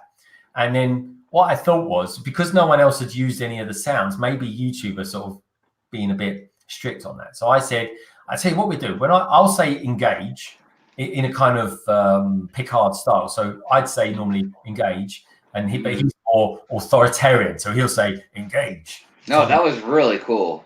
Yeah. That was really cool. Sound up. So when he says engage, or he's giving the action of saying it, I say it. And it was so good. I said, I'm going to use that as a promo as well, because I was really proud of him for doing that. Yeah, no, it looked really good. It was flawless, man. It was, it was smooth. I loved it. Yeah, but this was my favorite month for doing, because we did a lot of I wrote quite a lot early on in this last month, and that made it easier. So we did it in sections, and then by the end of the month, we just had to glue the sections together. And we were there, and there was it was a Lego idea set that we missed on, but we'll do it next month, so it's no big deal. And that's what we've been up to. Yeah, man, good stuff, no doubt. Definitely. So Brooksville, to answer your question, no, I can't stream from my phone. Like, I can't host a stream, but I'm pretty sure I've joined a stream on my phone. Yeah, you can do that. Yeah, I just can't host one. As for why you can't stream at all, yeah, I don't know. I don't know if there's a setting, or something maybe you've got on there, or if the made for kid thing prevents it or something like that. I'm not really sure. Yeah, I think. If anything, if you think there's something wrong, you should just like send YouTube a message or something and see see what they say. Yeah, see if they can help out. What is my next video going to be? Probably my flea market find video. Probably. I guess it just depends on how fast I get it done.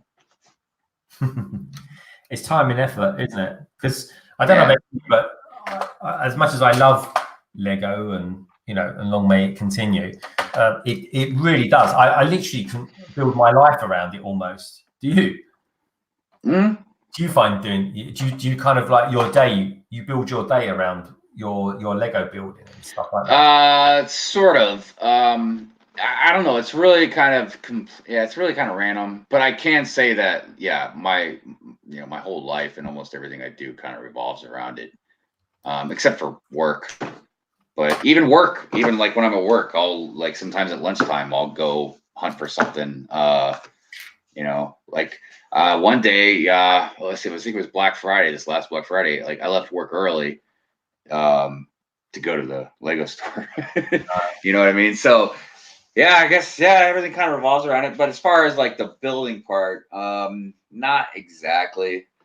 But like there have been a couple times now, like Donnelly, invited me to go somewhere. Someone invited me to do something like on a Sunday morning, and it didn't happen. So I mean, I guess it's kind of the same thing in a way. Yeah. Yes, it's a tough one. Is it what?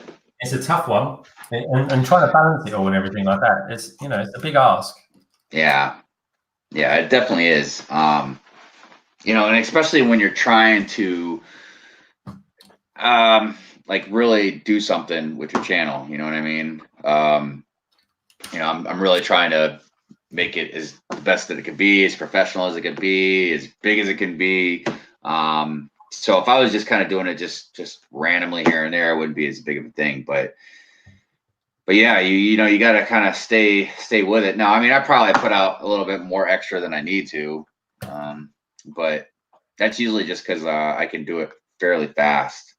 And I already have set things that I do, every week anyway. So yeah, that's not. I mean, this week, for example, I've been trying to make life a little bit easier, just the way I arrange things, not using a white, because this is my area, this is my studio as well. So not having to sort of set up a whole white area, that saves me a whole load of time as well. And I bought another tripod this week as well. So you're going to start seeing some new angles. And I bought the slider as well, which I really like. So I'm trying to put more effort now into doing the same as what we do, but doing it a little bit more sleeker and stuff like that. So it's not when you're doing a YouTube channel like you've shown this week with getting the table and all that kind of stuff. Your money kind of has to get channeled into different areas while you're doing that. So yeah, like for instance, for me, you know, like as much as I want to buy a lot of stuff, and who knows what I'll buy, but like I have to buy base plates now, and I have to finish. I have to buy like 2 more boxes of train tracks. Like I have to get those, or because, like I said, everything's in steps now. Like I can't do something unless I do something else first. So yeah, gotta get all that stuff done. Bricks in Lithuania. I don't know, man. I don't know what's up with the streaming thing for you. Yeah, just check your settings. BFAB says, how long is the stream going for today? I don't know, a couple minutes. I said to him, I said, we started winding down about half an hour ago. Yeah. Don't leave me, Brandon. Don't leave me. I was gonna say BFAB wants to get on. I mean, I can go jump off, eat some lunch, go do what I gotta do. You guys can go to dinner. Here. I got to grab dinner, but I'll definitely buzz in tomorrow and say hello to everyone. So it'd be good to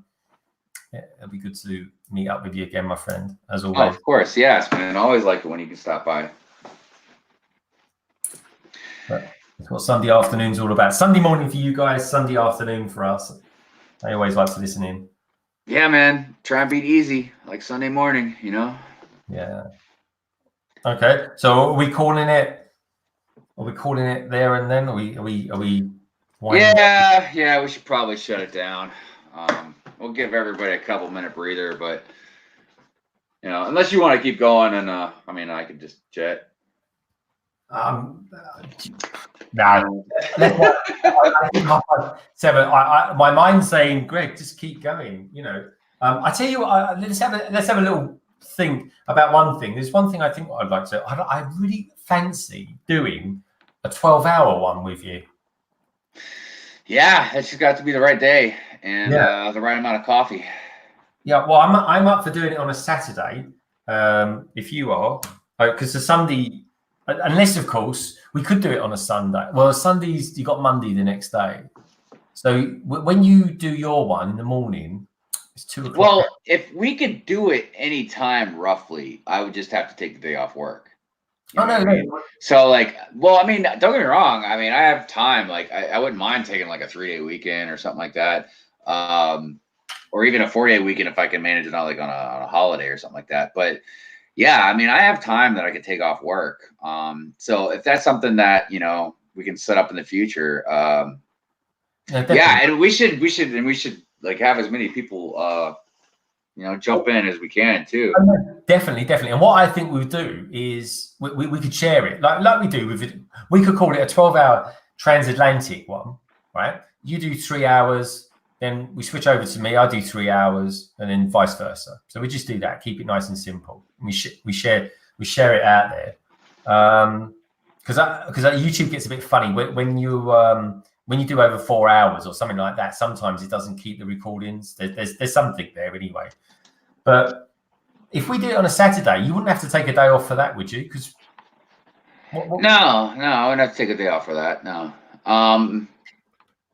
Yeah, no, that would be an issue. Like if we see, what's probably gonna be more difficult is me and you having whatever time we can do. You know what I mean? Like 6 in the evening to 6, or 6 in the morning to 6 in the evening is not the same thing for you as it is for me. You know what I mean? No. So that would be the kicker. And I see Brick Vibe says why 12? Just do 24. Well, right on. Brick Vibe. The reason why we do 12 is just to see if we could do 12, and then after that we'll do 24. We'll go big time. Yeah, I don't know. That's. I mean, look, I'm not saying it's impossible or anything. Obviously, you know, plenty of people have done it. The way I see it, I give that an analogy. Brick Vibe, but people that do marathons, right, always do a half marathon before they do a marathon, and that's what I think This is the way I see it. But I mean, you'd think that I probably would be able to do it. I mean, because I've definitely had some streams where I've gone on for like 4 hours or so. I've done. I mean, like the month before last, I did so much streaming, like I ran out of time on Yard Stream. That's why I had to start paying for it. Yeah, maybe I'll pay for it that month as well, so I can. I don't know, because I really like your backdrops and stuff like that. So I just do it that time and get my money's worth out of it. But I'm not going to be able to stream too much, if hardly at all, because I've got to go. I've got a hip operation coming up, so I'm going to be off work for about 3 weeks with that. That's nothing. Oh. It's nothing super serious or anything like that. I've got a where I've done a lot of running, and it's a genetics thing, if anything, is that I've got a slight cam in my hip. So it's nothing horrid or anything like that, but I'm going to get it slightly resurfaced. So it just means taking a few weeks off work. So I can join you on streams, but I just won't be like this because I won't. No, I understand.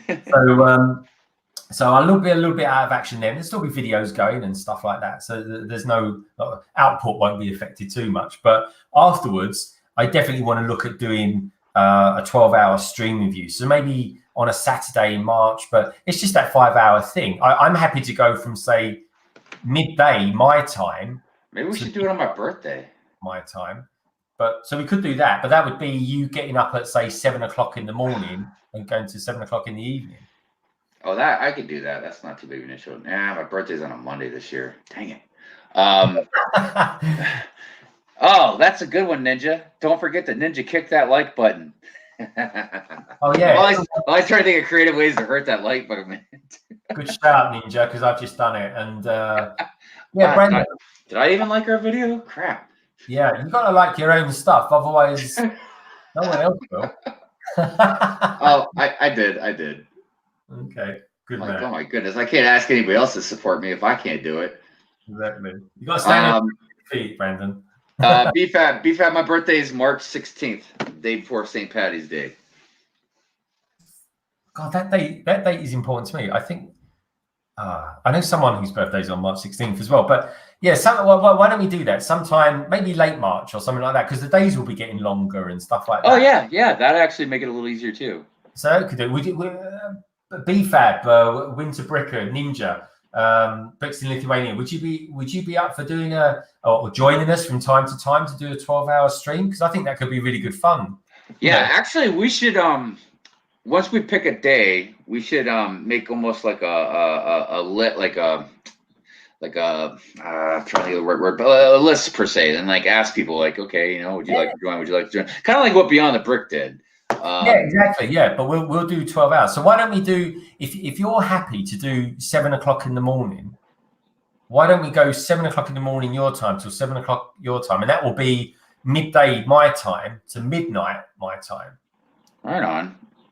Yeah, that would probably work out good. Yeah, I'm happy to do 7 o'clock your time or 8 o'clock your time. Just let me know what you're most comfortable with, and then every couple of hours or every 3 hours, whatever, it's easy, or every 4 hours, we'll just switch channels, and then we'll throw the link out there. We'll make it a transatlantic family thing where everyone can join in who's kind of a regular here. So yeah, that'd be really awesome. I think that would be. I'm excited already. So you guys, all our regulars, everyone can be welcome who's regular to us, to Brandon and myself, and we'll do that. We'll keep everybody informed on when it'll be and stuff. So yeah, and once we got that date in concrete, we'll buzz out some emails and stuff, and I'll buy a month's worth as well on StreamYards, and we'll give it some serious online streaming welly, and maybe we'll even do it. I might even build a UCS set or something like that. So let's have some fun. Yeah, I was gonna say I have to get a big set to build. Yeah, definitely. Yeah. All right, my friend. I think that's a good place to finish up and wind down. I agree. Everybody in the chat, as usual, thank you for coming by and interacting with us. We really appreciate it. So if you haven't, you should go over to Greg's channel, London Bridge Bricks. Watch the LBB news they just put up. It's good stuff. Tomorrow, I'll have my Good Morning Brick World starting at roughly 9:35, something like that. And I don't know. I might have a video out before then. We'll see. He'll do it when he does it. Just chill. Well, I like doing them. Don't get me wrong. I like checking videos out. You know what I mean? Just I don't know. It just depends on what I'm doing. You know what I mean? Check it out when you do. But yeah, like I said, everybody, thank you for taking time out of your day to come and join us for some good, wholesome Lego fun. So on that note, we will see you in the next stream. We might have one sooner, but if not, maybe the next stream will be the long one. You never know. So it just depends. So we'll probably have one before then, because this is the beginning of February. We'll probably do the end of March for the long stream. So yeah, even though we generally might do one a month, but that's still that's still a pretty far time out. Before I go in and have my re-op, I definitely think we should do one there. So that's like the 26th of February or something like that. So we'll try and we'll sneak in, we'll squeeze in just to squeeze in another transatlantic live stream, because they're brilliant. It's one of my absolute favorite things that I do on YouTube. So man, it's a lot of fun. It's a lot of fun. Like I said, we get a lot of different people, a lot of new people too. So yeah, Winterbricker, lovely to meet you. Good to have you on board, and it's a family thing. It's the Transatlantic family. We love you all, and thank you so much for being here with us today. Will do. All right. Well, everybody have a great weekend. Take care, everyone. Bye, everybody. Bye.